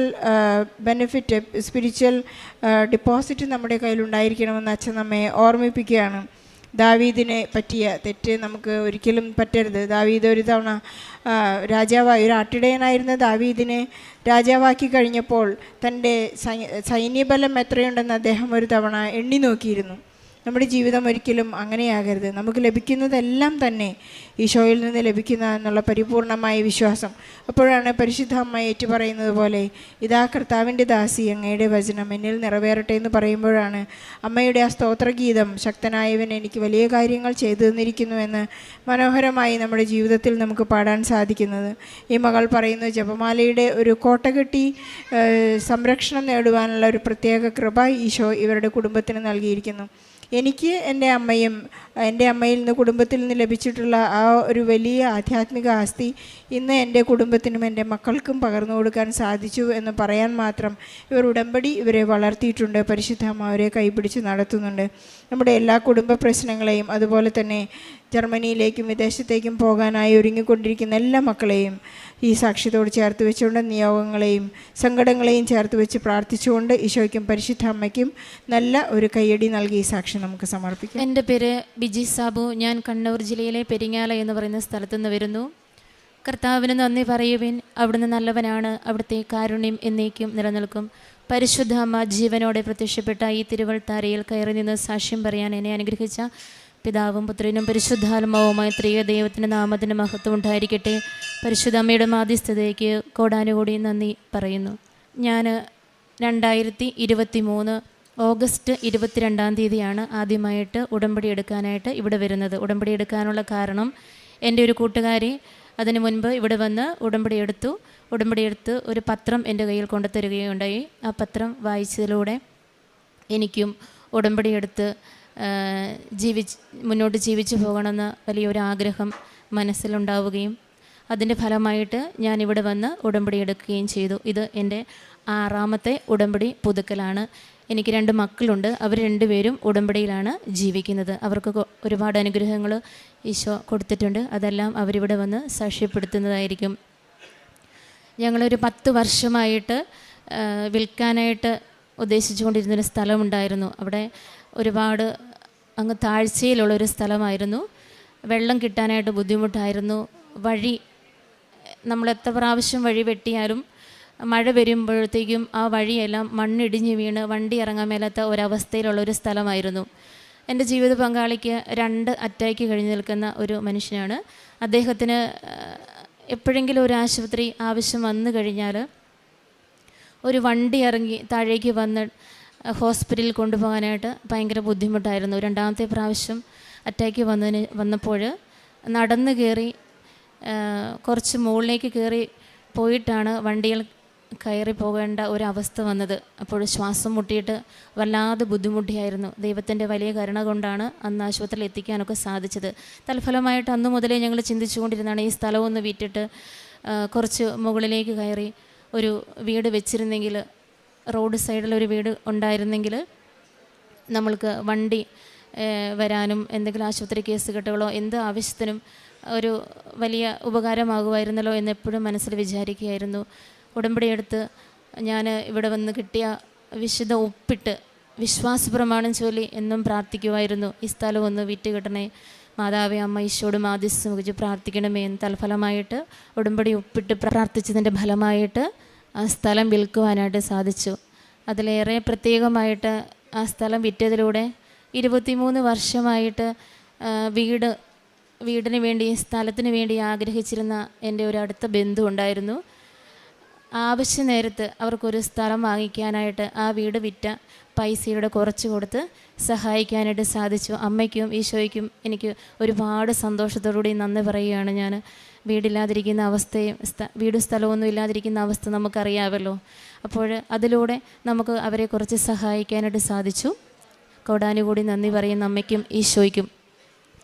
അതോടൊപ്പം നമ്മൾ റോഡ് സൈഡിലേക്ക് കുറച്ച് സ്ഥലം വഹിക്കാനായിട്ട് ദൈവം കൃപ തന്നു. അവിടെ വീട് വെക്കുന്നതിന് മുൻപായിട്ട് ആദ്യമായിട്ടൊരു കുഴലടിച്ചു കഴിഞ്ഞപ്പോൾ 500 അടി താഴ്ചയിൽ കുഴലടിച്ചതിന് ശേഷവും ഈ പാറപ്പൊടി തന്നെയാണ് വന്നുകൊണ്ടിരുന്നത്. അവസാനം 500 അടി ഏകദേശം 85,000 രൂപയോളം നമ്മുടെ കയ്യിൽ നിന്ന് ചിലവായി. അതോടുകൂടി ആ കിണറിൻ്റെ പണി അവിടെ നിർത്തിവെച്ചു. ഒരു തുള്ളി വെള്ളം പോലും കിട്ടാതെ പാറപ്പൊടി മാത്രം വന്നുകൊണ്ടിരുന്ന ആ കിണറ്റിൽ ഞാൻ വിശുദ്ധ ഒപ്പിട്ട് അന്ന് തന്നെ പോയി ഒപ്പിട്ട് പ്രാർത്ഥിച്ചു, വിശ്വാസ പ്രമാണം ചൊല്ലി പ്രാർത്ഥിച്ചു.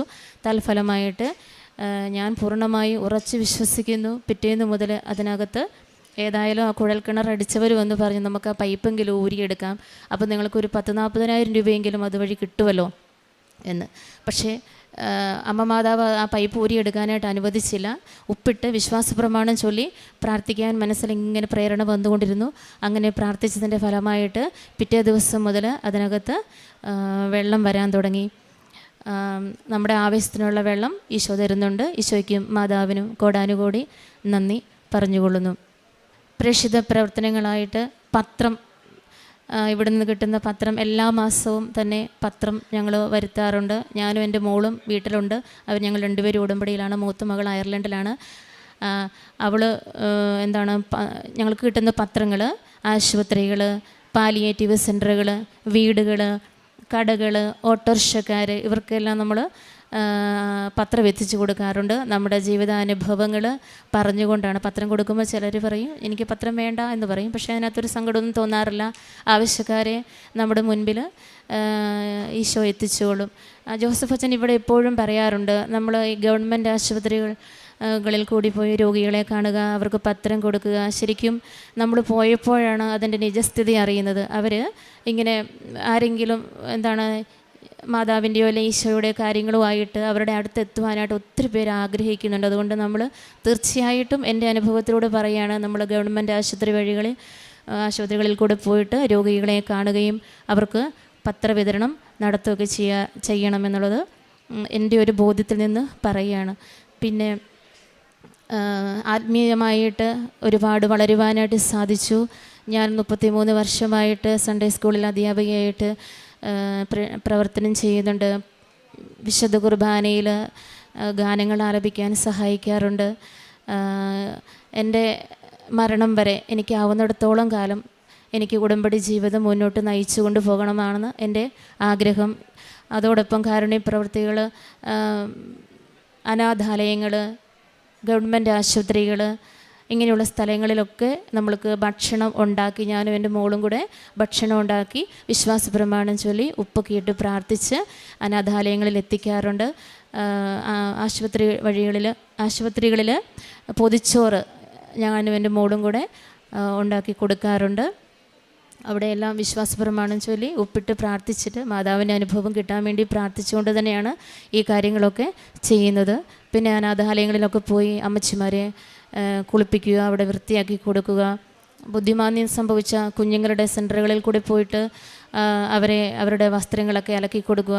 ഞങ്ങൾ ഉടമ്പടി എടുത്ത കുറച്ച് പേര് കൂടി ഭക്ഷണ സാധനങ്ങളൊക്കെ ആയിട്ട് പോകും. അവിടെ ചെന്ന് അവർക്ക് പാകം ചെയ്ത് അവരുടെ കൂടെ ഇരുന്ന് ഭക്ഷണം കഴിച്ച് അവർക്ക് വിളമ്പിക്കൊടുത്ത് സന്തോഷത്തോടുകൂടി തിരിച്ചു പോരാറുണ്ട്. സാമ്പത്തികമായിട്ട് അനാഥാലയങ്ങളിലും രോഗികൾക്കുമൊക്കെ അർഹതപ്പെട്ടവരെ മാതാവ് നമ്മുടെ മുന്നിൽ എത്തിക്കും കേട്ടോ. അപ്പം അർഹതപ്പെട്ടവർക്കൊക്കെ നമ്മളെക്കൊണ്ട് ചെയ്യാൻ പറ്റുന്ന സാമ്പത്തികമായ സഹായങ്ങൾ ചെയ്തു കൊടുക്കാറുണ്ട്. ആത്മീയ ജീവിതം ഇവിടുന്ന് പറഞ്ഞതുപോലെ തന്നെ ഉടമ്പടിയിൽ നമ്മൾ പാലിക്കേണ്ട കാര്യങ്ങൾ പരമാവധി തന്നെ പാലിച്ചു പോകുന്നു. ബൈബിള് വായിക്കാറുണ്ട്, വിശുദ്ധ കുർബാനയിൽ പങ്കെടുക്കാറുണ്ട്, മാസത്തിലൊരിക്കൽ കുമ്പസാരിക്കാറുണ്ട്. പിന്നെ ജീവിത പങ്കാളിയും കുറേ അധികമായിട്ട് വിശ്വാസ ജീവിതത്തിലേക്ക് നമ്മുടെ ജീവിതം കാണുമ്പോൾ അവർക്കും കൂടെ തോന്നുമല്ലോ കുറച്ചുകൂടെ വിശ്വാസ ജീവിതത്തിലേക്ക് തിരിച്ച് വരണമെന്നുള്ളത്. അദ്ദേഹത്തിനും ആത്മീയമായിട്ട് കുറേ മാറ്റങ്ങൾ സംഭവിച്ചിട്ടുണ്ട്. ദൈവമാണ് നമ്മുടെ അഭയവും ശക്തിയും, കഷ്ടതകളിൽ അവിടുന്ന് സുനിശ്ചിതമായ തുണയാണ്. സങ്കീർത്തനം 46:1 ദൈവമാണ് നമ്മുടെ അഭയം. ദുഃഖങ്ങളും കഷ്ടങ്ങളും ഭയങ്ങളും പ്രതിസന്ധികളും വരുമ്പോഴെല്ലാം നമുക്ക് അഭയം പ്രാപിക്കാവുന്ന ഒരു സുരക്ഷിതമായ ഒരു സ്ഥലമാണ് ദൈവത്തിൻ്റെ ഈ ആലയം. പരിശുദ്ധ അമ്മ ജീവനോടെ പ്രത്യക്ഷപ്പെട്ട ഈ ആലയത്തിൽ വന്ന് കണ്ണീരോടെ പ്രാർത്ഥിക്കുന്നവരെല്ലാം ആ അഭയവും ശക്തിയും അനുഭവിച്ചറിയുന്നു.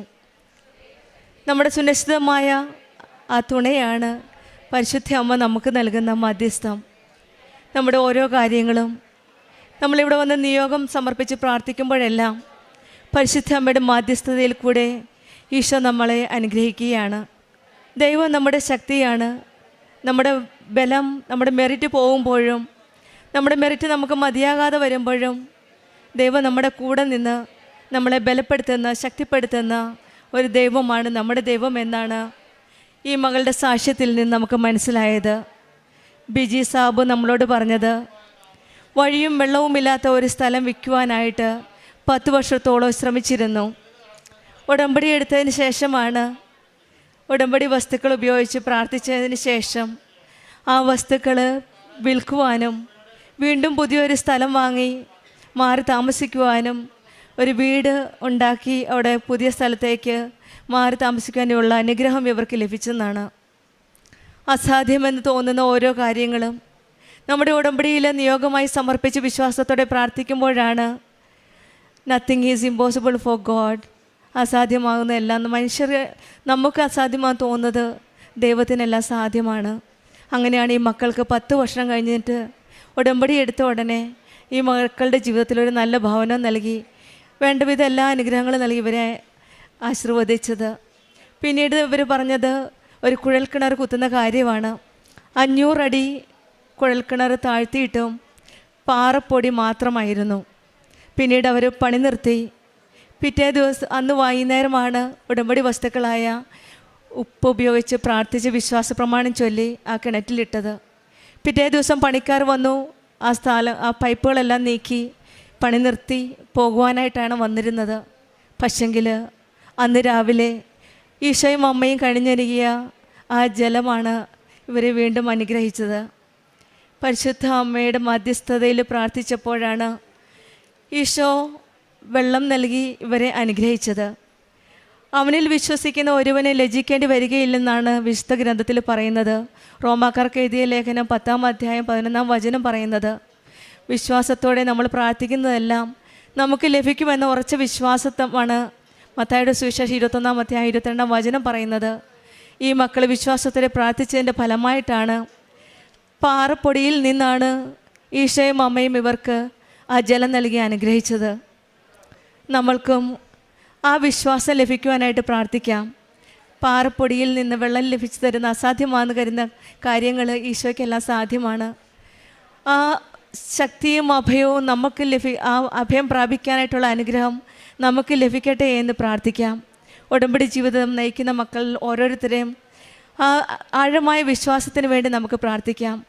പാറപ്പൊടിയിന്മേൽ ഉപ്പിട്ട് പ്രാർത്ഥിച്ച ആ വിശ്വാസം നമുക്ക് നമ്മുടെ ജീവിതത്തിലെ ഇരുണ്ട നിമിഷങ്ങളിൽ, വരേണ്ട സമയങ്ങളിൽ ഈശോയെ നമ്മുടെ കൂടെ ഉണ്ടെന്നുള്ള വിചാരവും പരിശുദ്ധമ്മ നമ്മെ കൈപിടിച്ച് ഈശോയിലേക്ക് കൊണ്ടുപോകുമെന്നുള്ള വിശ്വാസവും നമുക്ക് ലഭിക്കട്ടെ എന്ന് പ്രാർത്ഥിച്ചുകൊണ്ടും ബിജു സാബുവിന് കുടുംബത്തിന് ലഭിച്ച എല്ലാ അനുഗ്രഹങ്ങൾക്കും നമുക്ക് കരങ്ങളടിച്ച് ദൈവത്തെ മഹത്വപ്പെടുത്താം. എൻ്റെ ഈശോയ്ക്കും എൻ്റെ അമ്മയ്ക്കും കോടാനുകൂടി നന്ദി. എൻ്റെ പേര് ഷിജി ജെയിംസ്. ഞാൻ വയനാട്ടിൽ തേറ്റമലയിൽ നിന്ന് വരുന്നു. ഇതെൻ്റെ അമ്മ മേരി സെബാസ്റ്റ്യൻ. അമ്മ വയനാട് പോരൂരിൽ നിന്ന് സ്ഥലത്ത് വരുന്നു. ഇതെൻ്റെ ചാച്ചൻ സെബാസ്റ്റ്യൻ. എൻ്റെ ചാച്ചനും അമ്മയും ഞങ്ങളെല്ലാവരെയും കെട്ടിച്ചു വിട്ടതിന് ശേഷം ഒരു ലോൺ എടുക്കുകയുണ്ടായി ബാങ്കിൽ നിന്ന് 8 ലക്ഷം രൂപയോളം. അത് അവർ പശുവിനെ വളർത്തിയാണ്, ഒരു 5-8 പശു ഉണ്ടായിരുന്നു. അപ്പോൾ വളർത്തിക്കൊണ്ട് വരുന്ന സമയത്താണ് പെട്ടെന്ന് എൻ്റെ ചാച്ചന് സ്ട്രോക്ക് വരികയും ഈ കട അവർക്ക് വീട്ടാൻ പറ്റാണ്ട് അത് ഓവർഡി ആവുകയും ചെയ്തു. അത് ഏകദേശം 14.5 ലക്ഷത്തോളം പലിശ കയറി വന്നു. ഒരു തരത്തിൽ അവർക്ക് വീട്ടാൻ പറ്റാണ്ടായി. അങ്ങനെ നിൽക്കുമ്പോൾ ഞങ്ങൾ 2022 ഒക്ടോബർ 16-നാണ് ഞാനിവിടെ വന്ന് ഉടമ്പടി എടുത്തത്. അമ്മച്ചി അതുപോലെ 2022 ഡിസംബറിലും വന്ന് ഉടമ്പടി എടുത്തു. എൻ്റെ അനിയത്തിമാരും വന്നിരുന്നു. അവരെല്ലാം ഞങ്ങളെല്ലാവരും ഉടമ്പടിയിൽ ഈ നിയോഗം വെച്ചിരുന്നു. പക്ഷെ വെച്ച നിയോഗങ്ങളെല്ലാം ഞങ്ങൾക്ക് മാതാവ് നടത്തി തന്നു. പക്ഷെ ഇത് മാത്രം ഞങ്ങൾക്ക് വന്നില്ല. അപ്പോൾ ഞങ്ങളിങ്ങനെ ഓരോ സാക്ഷ്യങ്ങൾ കേൾക്കുമ്പോഴും ഓരോരുത്തരുടെ വലിയ വലിയ കടങ്ങളൊക്കെ പറയുമ്പോഴും ഞങ്ങൾ വിചാരിക്കും ഞങ്ങൾക്ക് ഇത്രയേ ഉള്ളല്ലോ മാതാവേ, എന്നിട്ട് എന്താ അതൊന്ന് വീട്ടിൽ തരാത്തേന്ന്. അപ്പോൾ 2022, 23, 24 കഴിഞ്ഞപ്പോൾ അമ്മച്ചി ഞങ്ങളെല്ലാം ചാച്ചനൊക്കെ പറയാൻ തുടങ്ങി, ചിലപ്പോൾ മാതാവ് നമ്മളിൽ വേറെ എന്തെങ്കിലും കണ്ടിട്ടുണ്ടാവും, അതുകൊണ്ടായിരിക്കും. ഞങ്ങളുടെ സ്ഥലം വിൽക്കാൻ വേണ്ടിയിട്ടാണ് ഇരുന്നത്. സ്ഥലം വിൽക്കാനാണ് ഞങ്ങൾ ഉടമ്പടിയിൽ വെച്ചത്. ചാച്ചൻ്റെ അമ്മയുടെയും പേരിലുള്ള സ്ഥലം വിറ്റ് ആ കടം വീട്ടിയതിന് ശേഷം ബാക്കി ഇവർക്കൊരു 10 സെൻറ്റ് സ്ഥലം വീട് എവിടെയെങ്കിലും ആക്കി കൊടുക്കാമെന്നാണ് ഞങ്ങൾ വിചാരിച്ചുകൊണ്ടിരുന്നത്. പക്ഷേ ഞങ്ങൾക്ക് ആ സ്ഥലം വിൽക്കാനോ ആ സ്ഥലം എടുക്കാൻ ആരെങ്കിലും വരുമോ, വന്നാൽ തന്നെ ഒരു പൈസ പറയുകയാണെങ്കിൽ തന്നെ നമുക്കത് ഒക്കില്ല. നമ്മൾ പറയുന്ന പൈസ അവർക്കും പറ്റും. ഇനി അഥവാ അവർ പറഞ്ഞാൽ തന്നെ അഡ്വാൻസ് ഒന്നും തരാണ്ട് അവർ പോകും. പിന്നെ നമ്മളവരെ കാണുന്നുണ്ടാവില്ല. അങ്ങനെ 22, 23, 24 കഴിഞ്ഞപ്പോൾ ഞങ്ങൾ വിചാരിച്ചു, അമ്മ മാതാവ് ചിലപ്പം നമ്മൾക്ക് വേറെ എന്തെങ്കിലും കാണുന്നുണ്ടാവും, സ്ഥലം വിൽക്കാണ്ട് ചിലപ്പോൾ എഴുതി തള്ളാനോ അല്ലെങ്കിൽ വേറെ എന്തെങ്കിലും നല്ലത് കാണുമെന്ന് ഞങ്ങൾ വിചാരിച്ചു. അങ്ങനെ ഇരിക്കുമ്പോഴാണ് ഞങ്ങൾ പക്ഷേ ഈ 2022 തൊട്ട് ഇന്ന് വരെ ഞാനും അമ്മച്ചിയും അനിയത്തിമാരെല്ലാം ഉടമ്പടി പുതുക്കിക്കൊണ്ടാണ് വന്നുകൊണ്ടിരിക്കുന്നത്. ഞങ്ങൾ മുടക്കം വരുത്തിയിട്ടില്ല. അങ്ങനെ ഇരിക്കുമ്പോൾ ഈ കഴിഞ്ഞ ജനുവരി 13 മറ്റേ ബാങ്കുകാർ അതിനിടയിൽ വരും ഇവരുടെ അടുത്ത്. ഞങ്ങളാരും ഇല്ലല്ലോ, ഇവരുടെ അടുത്ത് വന്നിട്ട് പക്ഷെ ബാങ്കുകാർ നല്ല രീതിയിലാണ് ഇവരോട് പെരുമാറുന്നത്. ഒരു സ്ട്രോങ് ആയിട്ടൊന്നും പറയാറില്ല. ഇവർക്ക് 2 ചാച്ചൽ സ്ട്രോക്ക് വന്നത് അവർക്കറിയാം. അമ്മച്ചി ഹാർട്ടിന് മരുന്ന് കഴിക്കുന്നതാണ്. അപ്പോൾ ഇവരോട് നല്ല രീതിയിലാണ് പെരുമാറില്ലൊരു ദേഷ്യപ്പെടുക ഒന്നും ചെയ്തിട്ടില്ല. അങ്ങനെ ഇരിക്കുമ്പോൾ അവസാനം അവർ ജനുവരി 13 മറ്റേ ചാച്ചൻ്റെ അമ്മേൻ്റെ അടുത്ത് വന്നിട്ട് പറഞ്ഞ്, ഇപ്പോൾ ഒരു സ്കീമുണ്ട്, ഒറ്റ തീർപ്പാക്കലാണ്, നിങ്ങൾക്ക് പലിശ വേണമെങ്കിൽ എഴുതി തള്ളിത്തരാം, ബാക്കി മുതൽ 8 ലക്ഷം രൂപ അടയ്ക്കാൻ. അപ്പോഴും ഇവർ പറഞ്ഞുകൊണ്ടിരുന്നത് ഞങ്ങൾക്ക് സ്ഥലം വിൽക്കാണ്ട് ഒരു നിവൃത്തിയില്ല സാറേ എന്നാണ് പറഞ്ഞുകൊണ്ടിരുന്നത്.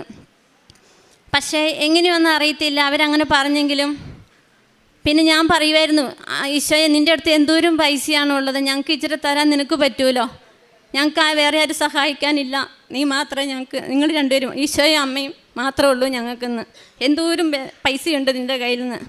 പക്ഷേ എവിടുന്നാന്ന് ഞങ്ങൾക്ക് അറിയത്തില്ല. ഈ ജനുവരി 25-ാം തീയതിക്കുള്ളിൽ അടയ്ക്കാൻ അല്ലെങ്കിൽ 31 വരെ അവർ അവധി തന്നു. പക്ഷെ ഞങ്ങൾക്ക് 22-ാം തീയതിക്കുള്ളിൽ 8 ലക്ഷം രൂപയും ഞങ്ങൾ അടച്ച് ആധാരം കൈ കൊണ്ടുവന്നിട്ടുണ്ട്. ഇത് ആധാരം ഞങ്ങളുടെ 10 വർഷമായിട്ട് ഈ ആധാരം ബാങ്കിലായിരുന്നു. അതാണ് എൻ്റെ ഏറ്റവും വലിയ സാക്ഷ്യം. പക്ഷേ ഓരോ പ്രാവശ്യം ഞങ്ങളിവിടെ നിന്ന് ഉടമ്പടി പുതുക്കി പോയിക്കൊണ്ടിരിക്കുമ്പോൾ അമ്മയും ഞാനും മാതാവിൻ്റെ നേരെ നോക്കിയിട്ട് പറയുമായിരുന്നു, ഇതുപോലെ സാക്ഷ്യം പറയാൻ ഞങ്ങൾക്ക് അടുത്ത പ്രാവശ്യമെങ്കിലും വരുത്തി തരണേന്ന്. പക്ഷേ ഞങ്ങൾ കൊതിയോടുകൂടി പോയിട്ടുണ്ട് സാക്ഷ്യം പറയാം. പക്ഷെ അമ്മ മാതാവ് അത് നടത്തി തരാണ്ടിരുന്നതിന് വേറൊരു കാരണം എന്താ വെച്ചാൽ, ഞങ്ങൾ അന്ന് ഞങ്ങളുടെ സ്ഥലത്തിനൊക്കെ 26 ലക്ഷം പറഞ്ഞിട്ടുണ്ടെങ്കിലും ആ 26 ലക്ഷം രൂപയും ഞങ്ങൾക്ക് അവർ തന്നു പോകുമ്പോൾ ഞങ്ങൾ ആ 14.5 ലക്ഷം രൂപയും ബാങ്കിൽ കൊണ്ട് അടയ്ക്കുമായിരുന്നു. ബാക്കി എത്രയുണ്ടെന്ന് നിങ്ങൾക്ക് ഊഹിക്കാവുന്നേ ഉള്ളൂ. അപ്പോൾ അതുകൊണ്ട് ഇന്നത്തെ കാലത്തൊരു വീട് സ്ഥലം കിട്ടണമെങ്കിലൊക്കെ ഒത്തിരി പാടാണ്. പിന്നെ ചാച്ചനും അമ്മയും നന്നായിട്ട് അധ്വാനിച്ച് ജീവിച്ചുകൊണ്ടിരിക്കുന്നുണ്ട്, അവർക്ക് പണിയെടുക്കാൻ സ്ഥലം വേണ്ടിയും വരും. അപ്പോൾ അവർക്ക് ഈ 10 സെൻറ്റ് സ്ഥലമൊന്നും ഒരാഴ്ച കഴിയുമ്പോൾ അവർക്ക് ബുദ്ധിമുട്ടാവും. എങ്ങനെയാണെങ്കിലും ഞങ്ങളുടെ കടം വീട്ടി ഞങ്ങൾക്ക് പ്രതീക്ഷിക്കാത്ത ഏറ്റവും വലിയൊരു സ്വപ്നമായിട്ട് അമ്മയും ഈശോയും ഞങ്ങൾക്ക് തന്നു കഴിഞ്ഞു. എൻ്റെ ഈശോയ്ക്കും എൻ്റെ അമ്മയ്ക്കും കോടാനുകോടി നന്ദി. ഞാനിതിവിടെ കയറി വന്ന് സാക്ഷ്യം പറയുന്നത് 2ാമത്തെയാണ്. ആദ്യം ഞാൻ എൻ്റെ മോനുമായിട്ട് കയറി സാക്ഷ്യം പറഞ്ഞിരുന്നു. ഇനി ഞാൻ ഉടമ്പടിയിലൂടെ ഇനി ഒരുപാട് കാലം പോവുകയും ചെയ്യും.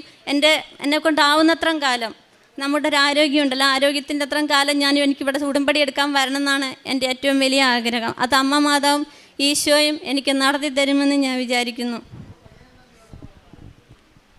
എൻ്റെ പേര് മേരി സെബാസ്റ്റ്യൻ. ഞാൻ വയനാട്ടിൽ നിന്ന് വരുന്ന ഈശോയ്ക്കും മാതാവിനും കോടാനുകോടി നന്ദി ഞാൻ പറയുന്നു.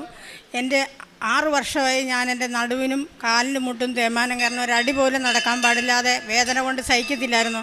ഡോക്ടറെ അടുത്ത് വരുമ്പോൾ ഡോക്ടർ പറഞ്ഞു 2 കാലിൻ്റെ മുട്ടിനും തേയ്മാനമാണ്, നട്ടെല്ലിനും തേയ്മാനമാണ്. നിങ്ങൾ ഒരു കാര്യം ചെയ്യണം, നടയിറങ്ങരുത്, കയറ്റം കയറരുത്, 5 കിലോ പോലും തലയിൽ വെക്കരുതെന്ന്. ഞാൻ എൻ്റെ മാതാവിനോട് പറഞ്ഞു എനിക്ക് പള്ളിയിൽ പോകാനുള്ള അനുഗ്രഹം മാത്രം കിട്ടിയാൽ മതിയെന്ന്. അമ്മയും ഞാനും കൂടെ കൂടി ഞാൻ അമ്മയുടെ ഉടമ്പടി തൈലം തൂത്ത് ഞാൻ പള്ളിയിൽ പോവുകയും ചെയ്യും. പുല്ല് ചെത്താൻ ഇറങ്ങുമ്പോൾ ഞാൻ അമ്മയോട് പറയും അമ്മയുടെ കാലിന് മുട്ട് എനിക്ക് തരണം, എനിക്ക് മുട്ടില്ലയെന്ന്. അങ്ങനെ പറഞ്ഞിട്ട് ഇറങ്ങിപ്പോകും. 10, 25, 30 കിലോ ഉള്ള പുല്ലും എടുത്ത് ഞാൻ കുന്ന് കയറി വന്നു. ഇന്ന് വരെ അമ്മ എന്നെ വീഴിക്കുവാട്ടെ, ഇന്ന് അടിയിൽ ഇരുത്തുവാട്ടെ ചെയ്തിട്ടില്ല. അമ്മയ്ക്കും ഈശോയ്ക്കും കോടാനുകോടി നന്ദി ഞാൻ പറയുന്നു. ഞങ്ങളുടെ കാര്യപ്രവർത്തികൾ എന്ന് പറഞ്ഞാൽ ഞാനൊരു ഹോസ്പിറ്റലും ഒരു ഓൾഡ് ഏജ് ഹോമും കൂടിയാണ് വർക്ക് ചെയ്യുന്നത്. അപ്പോൾ ഞാൻ അവിടുത്തെ അമ്മച്ചിമാരുടെ കൂടെ പോയി അവർക്ക് വേണ്ട കാര്യങ്ങളൊക്കെ ചെയ്യും. പിന്നെ എന്നെക്കൊണ്ട് പറ്റും പോലെ ഞാൻ പാവങ്ങൾക്ക് പൈസ കൊടുത്ത് സഹായിക്കും. എല്ലാ ദിവസവും പള്ളിയിൽ പോവും, ബൈബിൾ വായിക്കും, കൊന്ത എത്തിക്കും. ആദ്യമൊക്കെ ഞാൻ സീരിയൽ കാണുന്ന ഒരു വ്യക്തിയായിരുന്നു, അത്യാവശ്യം ജോലി കഴിഞ്ഞു വന്നാൽ. ഇപ്പം ഞാൻ സീരിയലുകളെല്ലാം ഒഴിവാക്കി എൻ്റെ ഈശോയ്ക്കും എൻ്റെ അമ്മയ്ക്കും വേണ്ടി എങ്ങനെ ജീവിക്കാൻ പറ്റുമോ അങ്ങനെയാണ്. ഇപ്പം എനിക്ക് പ്രാർത്ഥന എന്നുള്ളൊരിത് മാത്രമേ ഉള്ളൂ. ഇനി എൻ്റെ ജീവിതകാലം മുഴുവൻ ഞാൻ മുന്നോട്ട് അങ്ങനെ പോകണമെന്നാണ് എൻ്റെ ഏറ്റവും വലിയ ആഗ്രഹം. എൻ്റെ അമ്മച്ചീനെ പോലെ, എൻ്റെ അമ്മച്ചി എന്ന് പറഞ്ഞാൽ അവർക്ക് കിട്ടുന്ന പൈസയിൽ നിന്ന് കൊണ്ടുപോയി മാനന്തവാടി ഗവൺമെൻറ് ആശുപത്രിയിൽ പോയി ചോറ് വാങ്ങിക്കൊടുക്കുകയും അമ്മച്ചി ഓരോരുത്തരോട് പറഞ്ഞു വിടും എനിക്കൊരു കെട്ട് കൃപാസനത്തിൽ നിന്ന് പേപ്പർ കൊണ്ടുവരണമെന്ന് പറയും. അപ്പോൾ ഓരോരുത്തർ വരുമ്പോൾ അമ്മച്ചി കൊണ്ടു കൊടുക്കും. അമ്മച്ചി അത് എനിക്കും തരും. ഞങ്ങളെല്ലാവർക്കും അങ്ങനെ പേപ്പറുകൾ കൊടുക്കും. പിന്നെ ഞങ്ങളിങ്ങനെ ഓരോ സാക്ഷ്യങ്ങൾ അവരെ പറയുകയും ചെയ്യും. അപ്പം ഞാൻ അമ്മച്ചിയോട് പറയായിരുന്നു അമ്മച്ചി എന്നെക്കാളും ഒക്കെ ഞങ്ങളെക്കാളും എത്ര കൂടുതലാണ് അമ്മച്ചി ഓരോ കാരുണ്യപ്രവൃത്തികൾ ചെയ്യുന്നത്. അതുകൊണ്ട് എന്തായാലും അമ്മച്ചിയുടെ ഈ കാരുണ്യപ്രവൃത്തികൾ ചെയ്യുന്നത് കാണുമ്പോൾ മാതാവ് നമ്മളെ അനുഗ്രഹിക്കാണ്ടിരിക്കൂല എന്ന് പറയുമായിരുന്നു. അത്രത്തോളം അമ്മച്ചി. പിന്നെ അടുത്ത് തന്നെ ഒരു ഓൾഡ് ഏജ് ഹോം ഉണ്ട് അമ്മച്ചിക്കും. അവിടെ അമ്മച്ചി പോയി കുളിപ്പിക്കുകയും പറക്കുകയും ചെയ്യും. എൻ്റെ അമ്മച്ചിക്ക് 68 വയസ്സായി. അന്നുപോലെ അമ്മച്ചി പോയി അവർക്ക് വേണ്ട എല്ലാം ചെയ്തു കൊടുക്കുകയും പറക്കുകയും ചെയ്യുമായിരുന്നു. പിന്നെ നമ്മൾ ഒരു കാര്യം നമുക്ക് വൈകി പോകുന്നുണ്ടെങ്കിൽ ആരും വിഷമിക്കേണ്ട, അത് മാതാവ് നല്ലതിലേക്ക് കൊണ്ടുപോകുന്നുള്ള ഏറ്റവും വലിയ സാക്ഷികളായിട്ട് ഞങ്ങൾ നിൽക്കുന്നു. എൻ്റെ ഈശോയ്ക്കും എൻ്റെ അമ്മയ്ക്കും കോടാനുകോടി നന്ദി പറഞ്ഞുകൊണ്ട് ഞങ്ങളിവിടെ സമർപ്പിക്കുന്നു. സങ്കീർത്തനങ്ങൾ 66, 19, 20 തിരുവചനം. ദൈവം കേട്ടിരിക്കുന്നു, എൻ്റെ പ്രാർത്ഥനയുടെ സ്വരം അവിടുന്ന് ശ്രദ്ധിച്ചിരിക്കുന്നു. ദൈവം വാഴ്ത്തപ്പെടട്ടെ, അവിടുന്ന് എൻ്റെ പ്രാർത്ഥന തള്ളിക്കളഞ്ഞില്ല, അവിടുത്തെ കാരുണ്യം എന്നിൽ നിന്ന് എടുത്തു കളഞ്ഞില്ല. ഷിജി ജെയിംസ് എന്ന ഈ സഹോദരി തൻ്റെ കുടുംബത്തിൽ ലഭിച്ച 2 പ്രത്യേകമായ ശക്തമായ അമ്മമാതാവിൻ്റെ അനുഗ്രഹങ്ങളെ അമ്മയുടെ തിരുവഴുത്താരയിൽ സാക്ഷ്യപ്പെടുത്തുകയാണ്. മകൾ ആദ്യം സൂചിപ്പിച്ചു 10 വർഷമായി ലോണെടുത്ത് ബാങ്കിലായിരുന്ന ആധാരം പലിശ കൂടി 15 ലക്ഷത്തോളം രൂപ അടക്കണം എന്ന രീതിയിൽ വന്നെത്തിയത്.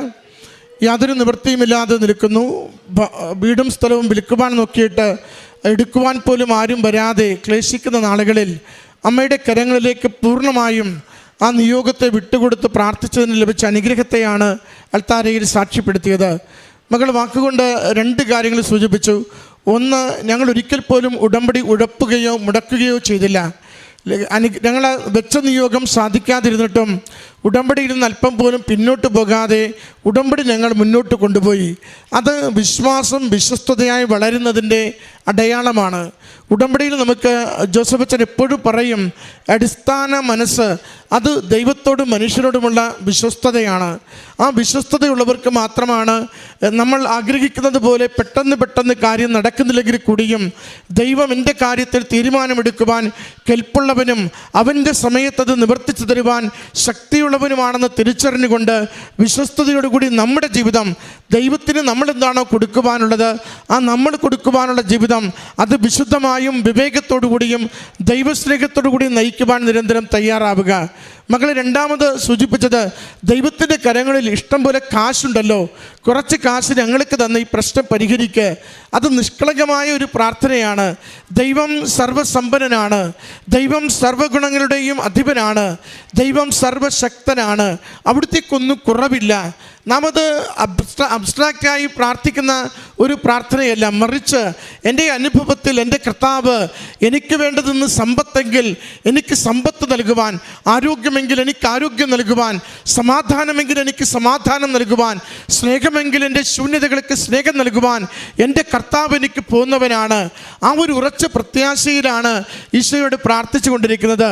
മകൾ പറയുന്നുണ്ട്, അന്ന് വീടും സ്ഥലവും വിറ്റുപോയിരുന്നെങ്കിൽ കിട്ടിയതിൻ്റെ ഏറെ പങ്കും ബാങ്കിലടച്ച് ഞങ്ങൾ വീണ്ടും ക്ലേശത്തിലേക്കും ദുരിതത്തിലേക്കും മാറുമായിരുന്നു. എന്നാൽ അതിന് എല്ലാം ബ്ലോക്ക് ചെയ്തുകൊണ്ട് കാത്തിരിക്കുവാൻ വേണ്ടി അമ്മ ഞങ്ങളെ സഹായിച്ചു. അമ്മയുടെ സമയത്തിൽ പ്രവർത്തിക്കുവാൻ വേണ്ടി അമ്മ ഞങ്ങളെ കാത്തിരിക്കുവാൻ വേണ്ടി നിരന്തരം സഹായിച്ചു കൊണ്ടിരുന്നു. പ്രിയമുള്ളവരെ, കാത്തിരിപ്പ് ഒരു പുണ്യം തന്നെയാണ്. ദൈവത്തിൻ്റെ ഇടപെടലിന് വേണ്ടി ജീവിതം കാത്തുവെക്കുന്നവർ ശാന്തതയോടും സംയമനത്തോടും വിശുദ്ധിയോടും കൂടി ജീവിക്കുമെങ്കിൽ ദൈവം വലിയ കാര്യങ്ങൾ നമുക്ക് വേണ്ടി ഒരുക്കി വെക്കുന്നത് കാണാനാവും. കുടുംബം ഇന്ന് സാക്ഷ്യപ്പെടുത്തുന്നുണ്ട്. ഈ അൾത്താരയിൽ ഞങ്ങൾ കാത്തിരുന്നപ്പോൾ, ഞങ്ങൾ 3 വർഷത്തോളം കാത്തിരുന്നപ്പോൾ ദൈവം ഞങ്ങൾക്ക് വേണ്ടി ഇളവ് ചെയ്തത് 7.5 ലക്ഷം രൂപയാണ്. ആ പൈസയുടെ കണക്കിലെടുത്ത് നോക്കുക.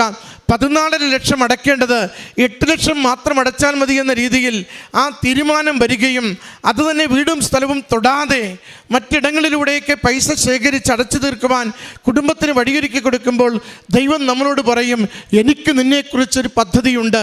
അത് നാശത്തിനല്ല, ക്ഷേമത്തിനും ശുഭകരമായ ഭാവിക്കുമുള്ള പദ്ധതി എന്ന്. ദൈവം ഒരുക്കുന്ന പദ്ധതിയിലേക്ക് നമ്മുടെ ജീവിതത്തെ ചേർത്ത് വയ്ക്കുവാൻ നിരന്തരം ശ്രദ്ധിക്കണം. ധൃതി കൂട്ടുന്നവരാകരുത്. 1-2 തവണ ഉടമ്പടി പുതുക്കിയിട്ടും കാര്യം നടക്കാത്തത് കൊണ്ട് ഇട്ടെറിഞ്ഞ് പോകുന്നവരാവരുത്. നമ്മുടെ വിഷയം മാത്രം ആവരുത് നോട്ടം. ഈശോ ജീവിതത്തോട് ചേരുന്നുണ്ടോ? ഈശോയോടൊപ്പം ജീവിക്കുവാൻ നിരന്തരം സാധിക്കുന്നുണ്ടോ? പരാതി പറയാതെ ആത്മസംയമനത്തോടെ ദൈവത്തിൻ്റെ ഇടപെടലിന് വേണ്ടി കാത്തിരിക്കുവാനുള്ളൊരു ശാന്തത നമ്മുടെ ജീവിതത്തിന് ലഭിക്കുന്നുണ്ടോ എന്ന് നിശ്ചയം പരിശോധിക്കണം. ആ ഒരു കാത്തിരിപ്പിൻ്റെ ശാന്തതയിൽ ദൈവം അനുഗ്രഹിച്ചതിൻ്റെ സന്തോഷമാണ്, ഭാരങ്ങൾ ലഘൂകരിച്ചുകൊണ്ട് ജീവിതം ശുഭകരമാക്കിയതിൻ്റെ സന്തോഷമാണ് ഈ അൾത്താരയിൽ ഈ കുടുംബം സാക്ഷ്യപ്പെടുത്തുന്നത്. അമ്മയും സൂചിപ്പിച്ചത് അത് തന്നെയാണ്. തേയ്മാനത്തിൽ തൻ്റെ മുട്ടിന് പ്രത്യേകിച്ച് ചികിത്സയൊന്നുമില്ല. ഡോക്ടർമാർ പറഞ്ഞു മരുന്നൊന്നുമില്ല, തേയ്മാനമാണ്, അതുകൊണ്ട് സൂക്ഷിച്ചും കണ്ടും ജീവിക്കുക, ഉള്ള കാലം നോക്കി കണ്ടൊക്കെ മുന്നോട്ട് പോവുകയെന്ന്. അമ്മയ്ക്ക് ഔഷധമായിട്ടുള്ളത് ഉടമ്പടി തൈലമാണ്. ഉടമ്പടി തൈലം കൊണ്ട് തൻ്റെ കാൽമുട്ടുകൾ നിരന്തരം കുരിശു വരച്ച് അമ്മയുടെ കരങ്ങളിലേക്ക് ഏൽപ്പിച്ചു കൊടുത്തുകൊണ്ട് അമ്മ സാധാരണ പോലെ ജീവിക്കുന്നുണ്ട്. കുന്ന് കയറിയും കുന്നിറങ്ങിയും പുരുപെട്ടിയും 5 പകരം 25 കിലോ തലയിൽ വഹിച്ച് ചുമടെടുത്തും അമ്മ സാധാരണ പോലെ ജീവിക്കുന്നുണ്ട്.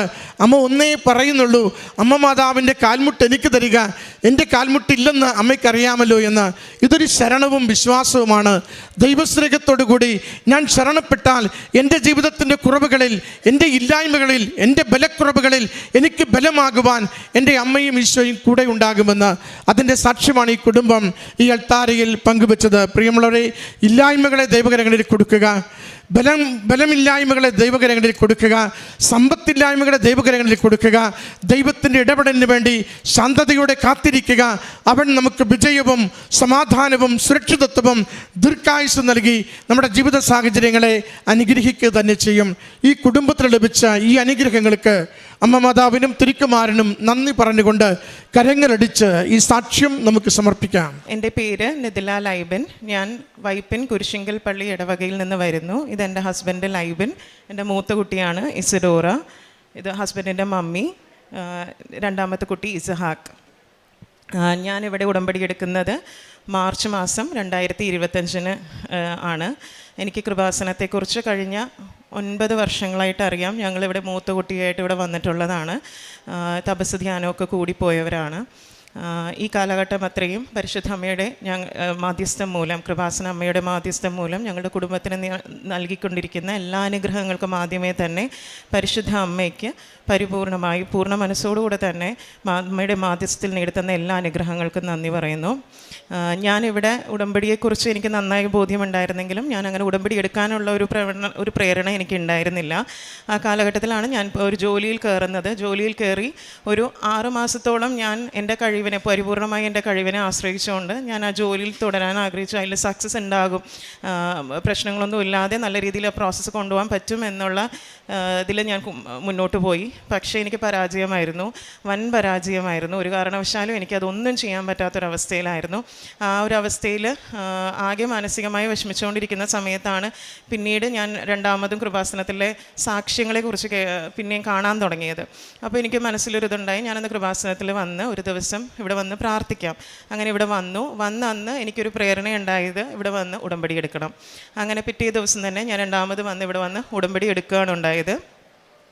ഉടമ്പടി എടുത്ത് 3 മാസം കാലയളവിൽ എന്നെക്കൊണ്ടാവുന്ന വിധം ഞാൻ ഉടമ്പടി പാലിക്കാൻ ശ്രമിച്ചു. പക്ഷേ അതിൽ ഞാൻ ഉടമ്പടി നിയോഗങ്ങളിൽ വെച്ച കാര്യങ്ങൾ എൻ്റെ ജോലി മേഖല ഉൾപ്പെടെ വലിയ മാറ്റങ്ങളൊന്നും ഞാൻ കണ്ടില്ല. അങ്ങനെ ഞാൻ ഇവിടെ ഉടമ്പടി പുതുക്കാൻ വന്ന ദിവസം എൻ്റെ ഹസ്ബൻഡ് എന്നോട് ചോദിച്ചു, ഉടമ്പടിയിൽ വെച്ച നിയോഗങ്ങൾ എന്തെങ്കിലും നടന്നോ? അപ്പോൾ എനിക്കും അതൊരു സെൽഫ് ഇവാലുവേഷൻ ആയിരുന്നു, എന്തുകൊണ്ട് നടന്നില്ല. എല്ലാവരും ഒത്തിരി പേര് ഇവിടെ സാക്ഷ്യം പറയുന്നുണ്ട്, എൻ്റെ കാര്യം എന്തുകൊണ്ട് നടന്നില്ല. ഞാൻ എന്നാലും പുതുക്കിയിട്ട് പോയി കഴിഞ്ഞതിന് ശേഷം പിന്നീട് ഞാൻ എൻ്റെ ഉടമ്പടി നിയോഗങ്ങളിൽ പതിയെ മാറ്റങ്ങൾ ഞാൻ കണ്ടു. അന്ന് ഞാനിവിടെ എന്നെ വരാൻ കാരണമായിട്ടുണ്ടായിരുന്ന എൻ്റെ ജോലി മേഖലയിൽ ഞാൻ എങ്ങനെയെന്നൊന്നും അറിയില്ല, ചെയ്ത കാര്യങ്ങളിൽ നിന്ന് വലിയ മാറ്റങ്ങളൊന്നും സംഭവിച്ചിട്ടില്ല. പക്ഷേ ഉടമ്പടി വസ്തുക്കൾ ഞാൻ എൻ്റെ ജോലി മേഖലയിൽ എൻ്റെ ഓഫീസിലെല്ലാം ഞാൻ ഉപയോഗിച്ച് പ്രാർത്ഥിച്ചു. Not by merit but by grace, അല്ലെങ്കിൽ സഞ്ചാരി മാതാവ് എന്നൊക്കെ ഞാൻ ഇവിടെ പല സാക്ഷ്യങ്ങളിലും കേട്ടിട്ടുണ്ടെങ്കിലും ഒരിക്കൽ പോലും അത് ഏറ്റുപറയാനുള്ളൊരു മനസ്സൊരുക്കം എനിക്ക് ഉണ്ടായിരുന്നില്ല. പക്ഷേ അതെല്ലാം ഞാൻ ഏറ്റുപറഞ്ഞ് നിയോഗത്തിൽ രാവിലെയുള്ള ഡെയിലി ബ്രെഡ് പ്രാർത്ഥനയിൽ മുടങ്ങാതെ കൂടി ആ സമയങ്ങളിൽ എന്താണോ എനിക്കുള്ള തടസ്സം, അവിടെയുള്ള ബോട്ടിലിനൊക്കെ എനിക്ക് മാറ്റിത്തരണം എന്ന് പരിശുദ്ധ അമ്മയോട് പ്രത്യേക മാധ്യസ്ഥതയിൽ പ്രാർത്ഥിച്ചു. അതിൻ്റെ ഫലമായി തന്നെ പിന്നീടുള്ള മാസങ്ങളിലെല്ലാം ടീം എങ്ങനെയാണ് പെർഫോം ചെയ്തിരുന്നത് അതുപോലെ തന്നെ പെർഫോം ചെയ്തെങ്കിലും സക്സസ് നമ്പേഴ്സ് നമ്മൾ അറിയാതെ തന്നെ കയറി, ടാർഗറ്റ്സ് എല്ലാം മീറ്റ് ആവാൻ തുടങ്ങി, ടീം സ്ട്രീം ലൈൻഡായി, നല്ലൊരു സ്ട്രക്ചറിൽ വീണു, സക്സസ് കാണാൻ തുടങ്ങി. ഞാൻ ഒരിക്കലും പ്രതീക്ഷിക്കാതെ കഴിഞ്ഞ 2025 ഏറ്റവും ബെസ്റ്റ് മാനേജർ എന്നുള്ള ഒരു റെക്കഗ്നിഷൻ കമ്പനി എനിക്ക് തന്നു. ഞാൻ ഒരിക്കലും പ്രതീക്ഷിച്ചിട്ടുണ്ടായിരുന്നില്ല. കാരണം ഒരു കാലഘട്ടത്തിൽ ആ കമ്പനി ഈ പ്രോസസ്സ് എങ്ങനെയാണ് താൻ മുന്നോട്ട് കൊണ്ടുപോകാൻ പോകുന്നത് എന്ന് ചോദിച്ച് ഇടത്തു നിന്നും അങ്ങനെ ഒരു റെക്കഗ്നിഷൻ കമ്പനി എനിക്ക് തരാൻ അതിനുള്ള അവസരങ്ങളും അതിനുള്ള കാര്യങ്ങളെല്ലാം പരിശുദ്ധ അമ്മയുടെ പ്രത്യേക മാധ്യസ്ഥത്തിൽ എനിക്ക് ഒരുക്കി തന്നു. അതിന് അമ്മയ്ക്ക് ഒത്തിരി നന്ദി. ഇതാണ് എൻ്റെ ആദ്യത്തെ സാക്ഷ്യം. രണ്ടാമത്തേത് എൻ്റെ മോളെ പ്രതിയാണ്. മോള് 7.5 വയസ്സ് കഴിഞ്ഞ് 7.25 വയസ്സായി. മോൾക്ക് വെസ്റ്റ് സിൻഡ്രം എന്നുള്ളൊരു മെഡിക്കൽ കണ്ടീഷനുള്ളൊരു കുട്ടിയാണ്. തുടർച്ചയായിട്ടുള്ള ഫിറ്റ്സ്, സീജർ വരുന്നൊരു കണ്ടീഷനാണ്. ഈ പ്രായമുണ്ടെങ്കിലും 1 വയസ്സിൻ്റേതായിട്ടുള്ള ഒരു തിരിച്ചറിവോ അല്ലെങ്കിൽ നമ്മൾ പറഞ്ഞാൽ അങ്ങനെയുള്ള ബോധ്യം അല്ലെങ്കിൽ കൃത്യമായി മനസ്സിലാക്കുന്ന ഒരു അവസ്ഥ അവൾക്കില്ല. നമുക്ക് എവിടെയെങ്കിലും ഒന്ന് ഇരുത്തണമെങ്കിൽ അവളെ ഫോഴ്സ്ഫുള്ളി തന്നെ ഇരുത്തണം, അതല്ലാതെ നമുക്ക് അവളെ പറഞ്ഞ് മനസ്സിലാക്കി ഇരുത്താൻ പറ്റില്ല. അങ്ങനെ ആ കാലഘട്ടത്തിലാണ് ഞാനിവിടെ ഉടമ്പടി എടുത്തതിന് ശേഷമാണ് ഇവളുടെ സീജറിൽ ഒരുപാട് മാറ്റങ്ങൾ കണ്ടു. മാറ്റങ്ങൾ എന്ന് പറഞ്ഞു കഴിഞ്ഞാൽ ഞങ്ങൾക്ക് രണ്ടുപേർക്കും ഒരുപോലെ മനസ്സിൽ ഭയമുണ്ടായ ഒരു സമയം ഉണ്ടായിരുന്നു, ഇവളെ നഷ്ടപ്പെടുമോ. അതുപോലെ സീഷറിൻ്റെ പാറ്റേൺസ് മാറി വന്നു, പലതരത്തിലുള്ള സീഷർ വന്നു. മോൾ ആകെ തളർന്നു. നടന്നു വന്നതാണ് ആൾ, പക്ഷെ നടക്കാത്തൊരവസ്ഥയിലെത്തി. ആകെ ആളിലൊരു മാറ്റം കണ്ടപ്പോൾ ഞങ്ങൾ തിരിച്ച് അമൃതയിലാണ് ഇവളുടെ ട്രീറ്റ്മെൻറ്റ് നടക്കുന്നത്. അമൃതയിൽ കൊണ്ടുപോവാണ്. അമൃതയിൽ ചെന്നപ്പോൾ അവർ പറഞ്ഞു നമുക്കൊന്ന് EG MRI റിപ്പീറ്റ് ചെയ്യണം. പക്ഷേ ഒരു EG അല്ലെങ്കിൽ ഒരു MRI ഇവൾക്ക് എടുക്കുമ്പോൾ ഡോക്ടേഴ്സ് സജസ്റ്റ് ചെയ്യുന്നതാണ് നമുക്കൊരു MRI അനസ്തേഷ്യ ഇല്ലാതെ എടുക്കാൻ പറ്റില്ല, ആൾ കിടക്കില്ല. അപ്പോൾ അതുപോലെ തന്നെയാണ് EGയും 24 മണിക്കൂറിൻ്റെ EG ആണ്. ഒരു കട്ടിലയിൽ ഇത്രയും വയറൊക്കെ തലയിൽ പിടിപ്പിച്ച് നമ്മൾ അങ്ങനെ ഒരു ഇത് ചെയ്യണമെങ്കിൽ ആളത്രയും നമുക്ക് ഇത് വേണം, ആളവിടെ ഇരിക്കണം. അപ്പോൾ അവർ പറഞ്ഞു സെഡേഷനോട് കൂടെ തന്നെ നമുക്ക് ചെയ്യാം. ഇങ്ങനൊരു കാര്യം സ്കെഡ്യൂൾ ചെയ്തുകൊണ്ടാണ് ഞങ്ങൾ അമൃതയിലേക്ക് പോകുന്നത്, ഡേറ്റ് കൺഫേം ചെയ്യുന്നത്. അതിനു മുന്നായി ഞാനിവിടെ ജോസഫ് അച്ഛനെ വന്ന് കണ്ടു. ഈ ഒരു നിയോഗം പറഞ്ഞ് അച്ഛൻ്റെ അടുത്ത് നിന്ന് ബ്ലെസ്സിങ് മേടിച്ചിരുന്നു. ബ്ലെസ്സിങ് മേടിച്ചതിന് ശേഷമാണ് ഞങ്ങൾ അമൃതയിലേക്ക് മോളെയും കൊണ്ട് അപ്പോയിൻമെൻറ്റ് ചെല്ലുന്നത്. അങ്ങനെ അവിടെ ചെല്ലുന്നു, ഞങ്ങൾ EGക്ക് വേണ്ടി അഡ്മിറ്റ് ആകുന്നു. മോളിൽ എന്താണ് സംഭവിക്കുന്നതെന്നൊന്നും അറിയില്ല. പക്ഷെ ഞാൻ അവിടെയും ഉടമ്പടി വസ്തുക്കൾ ഞാൻ എല്ലാം ഉപയോഗിച്ചിരുന്നു. എവിടെയാണ് മോള് കിടന്നിരുന്നത് അവിടെ ഉപ്പ് വിശ്വാസ പ്രമാണം ചൊല്ലി പ്രാർത്ഥിച്ച് ഞാനിട്ടു. മോൾക്ക് ഉടമ്പടി തൈലം പുരട്ടി ഞാൻ പ്രാർത്ഥിച്ചു, തേൻ കൊടുത്ത് ഞാൻ വിശ്വാസ പ്രമാണം ചൊല്ലി പ്രാർത്ഥിച്ചിരുന്നു. ഇതെല്ലാം ഞാൻ ചെയ്തിരുന്നു. 24 മണിക്കൂർ മോൾ ഒരു ബുദ്ധിമുട്ടും ഇല്ലാതെ, ഒരു സെഡേഷൻ പോലും ഇല്ലാതെ 24 മണിക്കൂർ അവൾ ആ കട്ടിലിരുന്ന്. അവർക്ക് 8 hours സ്ലീപ്പ് വേണമായിരുന്നു, സ്ലീപ്പിംഗ് ടൈമിൽ വേണമായിരുന്നു, അതല്ലാത്ത സമയം അവൾക്ക് ആക്റ്റീവ് ടൈം വേണമായിരുന്നു. ഇതെല്ലാം മോൾ സഹകരിച്ചു. എങ്ങനെയെന്ന് ചോദിച്ചാൽ അറിയില്ല, പക്ഷെ പരിശുദ്ധ അമ്മ അവിടെയുണ്ട്, ഞങ്ങളോട് കൂടെ ഉണ്ട് എന്നുള്ളതിന് അടയാളമായി. ഒരു ബുദ്ധിമുട്ടും ഇല്ലാതെ 24 hour EG കഴിഞ്ഞു. ഇപ്പം നെക്സ്റ്റ് കടമ്പ എന്ന് പറയുന്നത് അനസ്തേഷ്യയോട് കൂടിയിട്ടുള്ളൊരു MRI ആണ്. അപ്പോൾ ഇവളിങ്ങനെ മോൾ ഇതിനോട് വളരെയധികം സഹകരിച്ചുകൊണ്ട് ഡോക്ടേഴ്സ് തന്നെ പറഞ്ഞു ഒരു കാര്യം ചെയ്യാം, നമുക്ക് അനസ്തേഷ്യ വേണ്ട, നമുക്ക് ആളെ ജസ്റ്റ് ഒരു ഓറൽ സെഡേഷൻ കൊടുത്തിട്ട് നമുക്ക് ട്രൈ ചെയ്യാം. പക്ഷേ അവർ നിങ്ങൾ ഹോപ്പ് വെക്കേണ്ട, കാരണം ഈ ഓറൽ സെഡേഷൻ കൊടുത്താൽ 6 മാസമുള്ള കുട്ടി പോലും ചിലപ്പോൾ ഉറങ്ങാറില്ല. അപ്പോൾ 7.25 വയസ്സുള്ളൊരു കുട്ടി MRI പോലുള്ള ഒരു പ്രൊസീജിയറിന് അങ്ങനെ സഹകരിക്കുന്നത് നമുക്ക് പറയാൻ പറ്റില്ല. അത്ര സൗണ്ടാണല്ലോ MRI. ഒരു പ്രാവശ്യമെങ്കിലും എടുത്തവർക്കറിയാം, നല്ല സൗണ്ടാണ് MRI മുറിയിൽ. അങ്ങനെ അവരത് അങ്ങനെ ഒരു കാര്യം ചെയ്തു. അപ്പോൾ അതിനുള്ള പെർമിഷൻ കിട്ടിക്കഴിഞ്ഞ് കഴിഞ്ഞപ്പോഴേക്കും പിന്നെ നമ്മൾ MRI മുറിയിലേക്ക് ഇവൾക്ക് ഓറൽ സഡേഷൻ കൊടുത്തു. ഫസ്റ്റ് ട്രയൽ ഓറൽ സഡേഷൻ കൊടുത്തെങ്കിലും അവൾ ഒട്ടും സഹകരിച്ചില്ല. അവിടെ ചെന്ന് നമ്മൾ MRI റൂമിൻ്റെ പുറത്ത് നിൽക്കുമ്പോൾ ഇവൾ എണീറ്റു. അപ്പോൾ ആ സമയത്ത് ഞാൻ ആകെ വിഷമിച്ചു. കാരണം അപ്പോഴും ഞാൻ MRI റൂമിന് പുറത്ത് ഉടമ്പടി ഉപ്പിട്ടൊക്കെ പ്രാർത്ഥിച്ചിട്ടാണ് ഞാൻ ആദ്യം MRIക്ക് വേണ്ടി കൊണ്ടുപോകുന്നത്. പക്ഷേ അവൾ എണീറ്റു. അപ്പോൾ എനിക്ക് ആകെ വിഷമായി. ഞാൻ ഓർത്തു, ദൈവമേ ഇതെന്താ ഇത്രയും വരെ എത്തിച്ചിട്ട് തിരിച്ചു പോകാൻ ഇടവരുത്തല്ലേ, പരിശുദ്ധ അമ്മേ നീ ഇടപെടണേ എന്ന് പറഞ്ഞ് ഞാൻ അവിടെ എയിംസിൽ തന്നെ അവിടെ MRI റൂമിൻ്റെ ഇൻചാർജിനോട് ഞാൻ പറഞ്ഞു, ഇനിയൊരു ഓപ്പർച്യൂണിറ്റിയും കൂടി തരുമോ, ഒരു സ്ലോട്ടും കൂടി തരുമോ എന്ന് പറഞ്ഞപ്പോൾ എന്നെ അത്ഭുതപ്പെടുത്തിക്കൊണ്ട് അവർ പറയുകയാണ്, നിങ്ങൾ എപ്പോഴാണോ കുഞ്ഞു ഉറങ്ങുന്നത് അപ്പോൾ കൊണ്ടുവന്നോളൂ, ഞാൻ എടുത്ത് തന്നോളാം എന്ന് പറഞ്ഞു. അങ്ങനെ ഞങ്ങൾ രണ്ടാമതും മോൾ ഉറങ്ങിക്കഴിഞ്ഞപ്പോൾ ഞങ്ങൾ കൊണ്ടുപോയി. ആ MRI സ്ലോട്ടിൽ ഞങ്ങൾക്ക് കുഞ്ഞിനെ കൃത്യമായി ആ 20 മിനിറ്റോളം എടുത്തു MRIക്ക് വേണ്ടിയിട്ട്. ആ 20 മിനിറ്റും അത്രയും ശബ്ദത്തിൽ വെറും ഒരു ഓറൽ സെഡേഷൻ്റെ ബലത്തിൽ മോൾ അവിടെ കിടന്നു. MRI തീരുന്നതിന് ഒരു 5 മിനിറ്റ് മുന്നേ MRI ടെക്നീഷ്യൻ എൻ്റെ അടുത്ത് വന്നിട്ട് പറഞ്ഞു, മോള് എണീറ്റില്ല, പക്ഷേ ഉടനീളം ഇങ്ങനെ അനങ്ങിക്കൊണ്ടിരിക്കണമായിരുന്നു. അപ്പോൾ അതുകൊണ്ട് ഈ MRI പെർഫെക്റ്റ് ആകുമെന്ന് നമുക്ക് ഉറപ്പില്ല. അപ്പോൾ അത്രയും നേരം ഞാൻ കണ്ണടച്ചുകൊണ്ടിരുന്ന് പ്രാർത്ഥിച്ചിരുന്നത്. ഞാനാണ് മോളുടെ ഒപ്പം MRI റൂമിൽ കയറിയത്, കണ്ണടച്ചിരുന്ന് പ്രാർത്ഥിച്ചുകൊണ്ടിരുന്നത്. പരിശുദ്ധ അമ്മേ നീ ഇവിടെ ഉണ്ടെന്നുള്ളതിന് എനിക്കൊരു അടയാളം തരണം എന്ന് പറഞ്ഞിട്ടാണ് പ്രാർത്ഥിച്ചുകൊണ്ടിരുന്നത്. അപ്പം കണ്ണ് തുറന്നിട്ടില്ല, ഒരു സെക്കൻഡിലേക്ക് പോലും ഞാൻ കണ്ണ് തുറന്നിട്ടില്ല. ഇവർ വന്ന് എന്നെ തോണ്ടി വിളിക്കുമ്പോഴാണ് ഞാൻ കണ്ണ് തുറക്കുന്നത്. അപ്പോൾ ആ സമയത്ത് എനിക്ക് വന്നതിൻ്റെ മനസ്സിൽ വന്നത്, മാതാവേ നീ ഇവിടെ ഉണ്ടെന്നുള്ളതിന് എനിക്ക് അടയാളമായി. ഇവരെൻ്റെ അടുത്ത് ഇപ്പോൾ തിരിച്ചു വന്ന് പറയണം, ഈ MRI ആക്സെപ്റ്റബിൾ ആണ്, ഒരു കുഴപ്പമില്ല, രണ്ടാമതൊരു MRI എടുക്കാൻ ഇടവരുത്തരുത്. അതുപോലെ തന്നെ അവർ തിരിച്ചു വന്നിട്ടും പറഞ്ഞു, ഒരു കുഴപ്പമില്ല കേട്ടോ, ഞങ്ങൾ സീനിയറിനെ കാണിച്ചു, ഈ MRI തന്നെ മതി. അങ്ങനെ ഒരു അനസ്തേഷ്യയുടെയും ആവശ്യമില്ലാതെ പരിശുദ്ധ അമ്മ ആ ഒരു കാര്യം, ആ ഒരു MRI വെറും ഒരു ഓറൽ സെഡേഷനിൽ ഞങ്ങൾക്ക് നടത്തി തന്നു. നമ്മൾ ഒരുപാട് വലിയ വലിയ രോഗസൗഖ്യങ്ങളാണ് ഇവിടെ കേൾക്കുന്നത്. പക്ഷെ ഞങ്ങളെ സംബന്ധിച്ചിടത്തോളം ഇത്രയും മരുന്നൊക്കെ കഴിക്കുന്ന കുട്ടിയാണ്. അതിൻ്റെ ഭാഗമായി ഒരു അനസ്തേഷ്യ എന്തോ എൻ്റെ മനസ്സുകൊണ്ട് എനിക്കത് അംഗീകരിക്കാൻ ബുദ്ധിമുട്ടുണ്ടായിരുന്നു. അതുകൊണ്ട് തന്നെയാണ് മാതാവിനോട് ചോദിച്ചത്, മാതാവ് ഇതില്ലാതെ നടത്താൻ സാധിക്കുമെന്ന്. മാതാവ് അത് നടത്തി തന്നു. പരിശുദ്ധ അമ്മയ്ക്ക്, കൃപാസന മാതാവിന് ഒത്തിരി ഒത്തിരി നന്ദി. ഈശോയിൽ നിന്നും ഈ ഒരു അനുഗ്രഹം ഞങ്ങൾക്ക് മേടിച്ച് തന്ന അമ്മയ്ക്ക് ഒത്തിരി നന്ദി. മോളുടെ MRI അതുപോലെ റിസൾട്ട് നോർമലായി വന്നു. EGയിൽ വേരിയേഷൻ ഉണ്ടായിരുന്നു. പക്ഷേ MRI ഡോക്ടേഴ്സ് പ്രതീക്ഷിച്ചതിൽ നിന്ന് വിപരീതമായി. അവർ പറഞ്ഞു MRI എന്താ നോർമലാണ്, കുഴപ്പമില്ല. ഒരു കാര്യം കൂടെ ഈ സന്ദർഭത്തിൽ പ്രത്യേകം എടുത്ത് പറയാൻ ആഗ്രഹിക്കുന്നു. കാരണം EGയിൽ അത്യാവശ്യം നല്ല വേരിയേഷനുള്ളൊരു കുട്ടിയാണ് ഇസഡോറ. ആ അവസരത്തിലും അവർ പറയുന്നത്, ഈ ഒരു EG വെച്ചിട്ട് MRI നോർമൽ ആണെങ്കിൽ പോലും ഈ കുട്ടി ഇത്രയും കാര്യങ്ങൾ ചെയ്യാൻ ഉള്ളൊരു സാധ്യത വളരെ കുറവാണ്.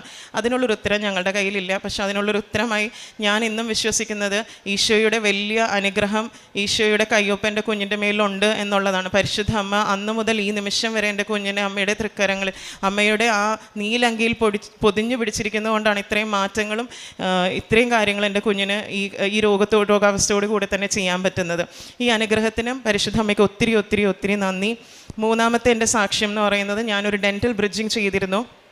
ഏകദേശം 1 വർഷത്തിന് മേലെയായി. പക്ഷേ ഈ ബ്രിഡ്ജിങ് ചെയ്തതിന് ശേഷം എനിക്കൊരു 6 മാസത്തോളം കണ്ടിന്യൂസ് ഇൻഫെക്ഷൻസ് ആയിരുന്നു. എവറി 2 hours ഞാൻ ഈ എന്തെങ്കിലും ഒരു ജെല്ലോ ഓയിൻമെൻറ്റോ ഇങ്ങനെ അപ്ലൈ ചെയ്യണം, അല്ലെങ്കിൽ ഈ അവർ മൗത്ത് വാഷ് വന്നിരിക്കുന്നത് അത് യൂസ് ചെയ്യണം. അത് യൂസ് ചെയ്ത് അവസാനം എനിക്ക് സംസാരിക്കാൻ പറ്റാത്തൊരവസ്ഥയും ആകെ വായിലൊക്കെ മരവിപ്പ് വരുന്നൊരവസ്ഥ.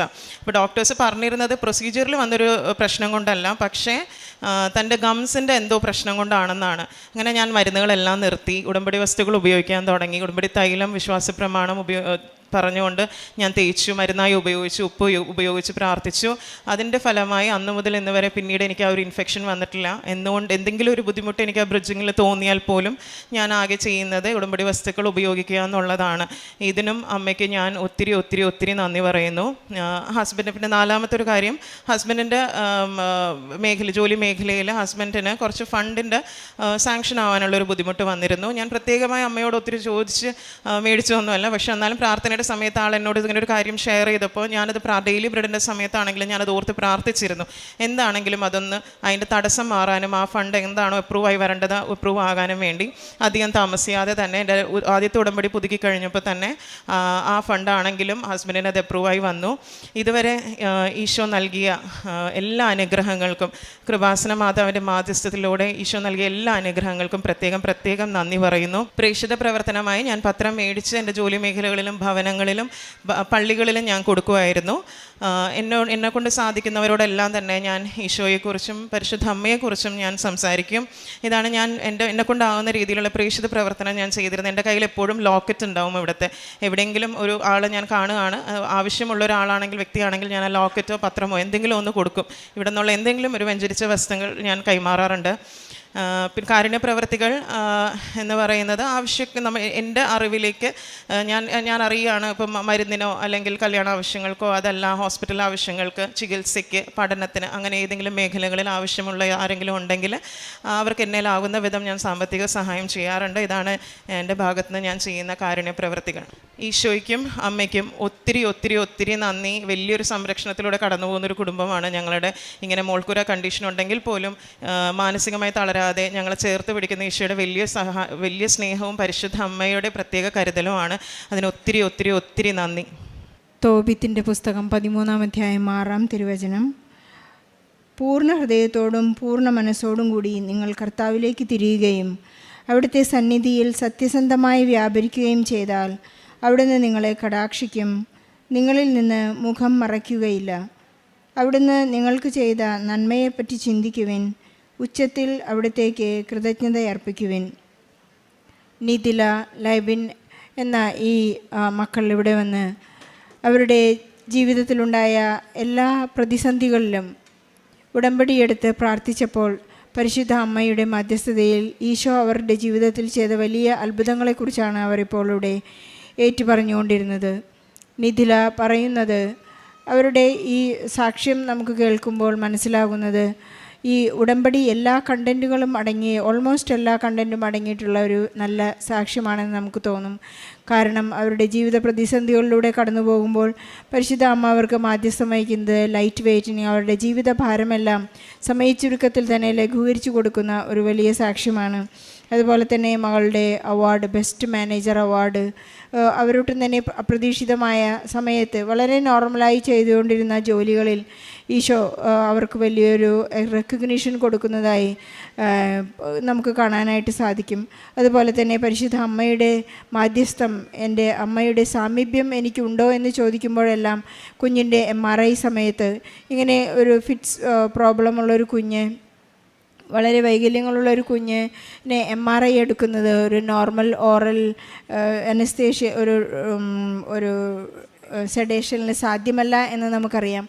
പക്ഷേ ഈ ഒരു നോർമൽ സെഡേഷനിലൂടെ കുഞ്ഞിനുണ്ടായ ആ ഒരു MRI ടെസ്റ്റ് അവർക്ക് സാധ്യമായത് തികച്ചും പരിശുദ്ധ അമ്മ അവരുടെ എല്ലാ സങ്കടങ്ങളിലും അവരെ കേൾക്കുന്നു, അവരെ കാണുന്നു, അവരുടെ എല്ലാ കാര്യങ്ങളും ഈശോയ്ക്ക് പറഞ്ഞ് അവരെ ഏൽപ്പിക്കുന്നു എന്നുള്ളതിൻ്റെ ഒരു വലിയ സാക്ഷ്യമാണ്. അവരുടെ ജീവിതത്തിൽ കുറവുകളും പോരായ്മകളും സങ്കടങ്ങളും ഇല്ലാഞ്ഞിട്ടല്ല, പക്ഷേ ഇതിലെല്ലാം ഈശോയെ ചേർത്ത് പിടിച്ച് എപ്പോഴും ഈശോ എൻ്റെ രക്ഷകനാണെന്ന് ഏറ്റുപറയാനുള്ള അവരുടെ ചങ്കൂറ്റത്തെയാണ് ഈ സാക്ഷ്യം നമ്മെ വളരെയധികം പ്രേരണ നൽകുന്നത്. അതുപോലെ തന്നെ നിതില പറയുന്നുണ്ട്, അവർക്കൊരു ഡെൻ്റൽ ബ്രിഡ്ജിങ് നടക്കേണ്ടി വന്നപ്പോഴെല്ലാം പരിശുദ്ധ അമ്മയുടെ കൊച്ചു കൊച്ചു കാര്യങ്ങളിൽ പോലും പരിശുദ്ധ അമ്മയോട് മാധ്യസ്ഥം അപേക്ഷിക്കുവാനും ഈശോയുടെ സൗഖ്യം അനുഭവപ്പെടാനും, അതുപോലെ തന്നെ ഹസ്ബൻഡിൻ്റെ പ്രതിസന്ധികളിലെല്ലാം അവർക്ക് ഈശോ വളരെയധികം കൂട്ടിച്ചേർത്ത് അവരെ ഈശോയെ കൂട്ടിച്ചേർക്കുന്ന ഒരു വലിയ അനുഭവമാണ് അവർ പങ്കുവയ്ക്കുന്നത്. എപ്പോഴും അവർ ഇവിടെ നിന്ന് പുറത്തേക്ക് ഇറങ്ങുമ്പോൾ ഈശോയെ കൈമാറുന്ന, ക്രിസ്തു കൈമാറ്റം നടത്തുന്ന ഒരവസ്ഥാവിശേഷം നമുക്ക് കാണാനായിട്ട് സാധിക്കും. ഞങ്ങളുടെ സങ്കടങ്ങളിലും ഈശോ ഞങ്ങളോടൊപ്പമുണ്ട്. ഈശോ രക്ഷകനാണെന്ന് ഏറ്റുപറയാനുള്ള, പ്രഖ്യാപിക്കുവാനുള്ള ഒരു വിശ്വാസത്തിൻ്റെ വളർച്ചയിലേക്ക് അവർ ഇന്ന് എത്തിയിരിക്കുകയാണ്. നമ്മുടെ എല്ലാവരുടെയും വിശ്വാസത്തെ വർദ്ധിപ്പിക്കണമേ എന്ന് പരിശുദ്ധാത്മാവിനോട് നമുക്ക് പ്രാർത്ഥിക്കാം. പരിശുദ്ധ അമ്മ നമ്മളതിനെ സഹായിക്കട്ടെ. നിതിലയുടെ കുടുംബത്തിന് ലഭിച്ച എല്ലാ അനുഗ്രഹങ്ങൾക്കും സൗഖ്യത്തിനും സൗഭാഗ്യത്തിനും അവരുടെ അഹറോൻ്റെ വടി പോലെ ഇനിയും അവരുടെ ജീവിതം പച്ചപിടിക്കട്ടെ എന്ന് പ്രാർത്ഥിച്ചുകൊണ്ട് ഈശോയ്ക്കും പരിശുദ്ധ അമ്മയ്ക്കും നല്ല ഒരു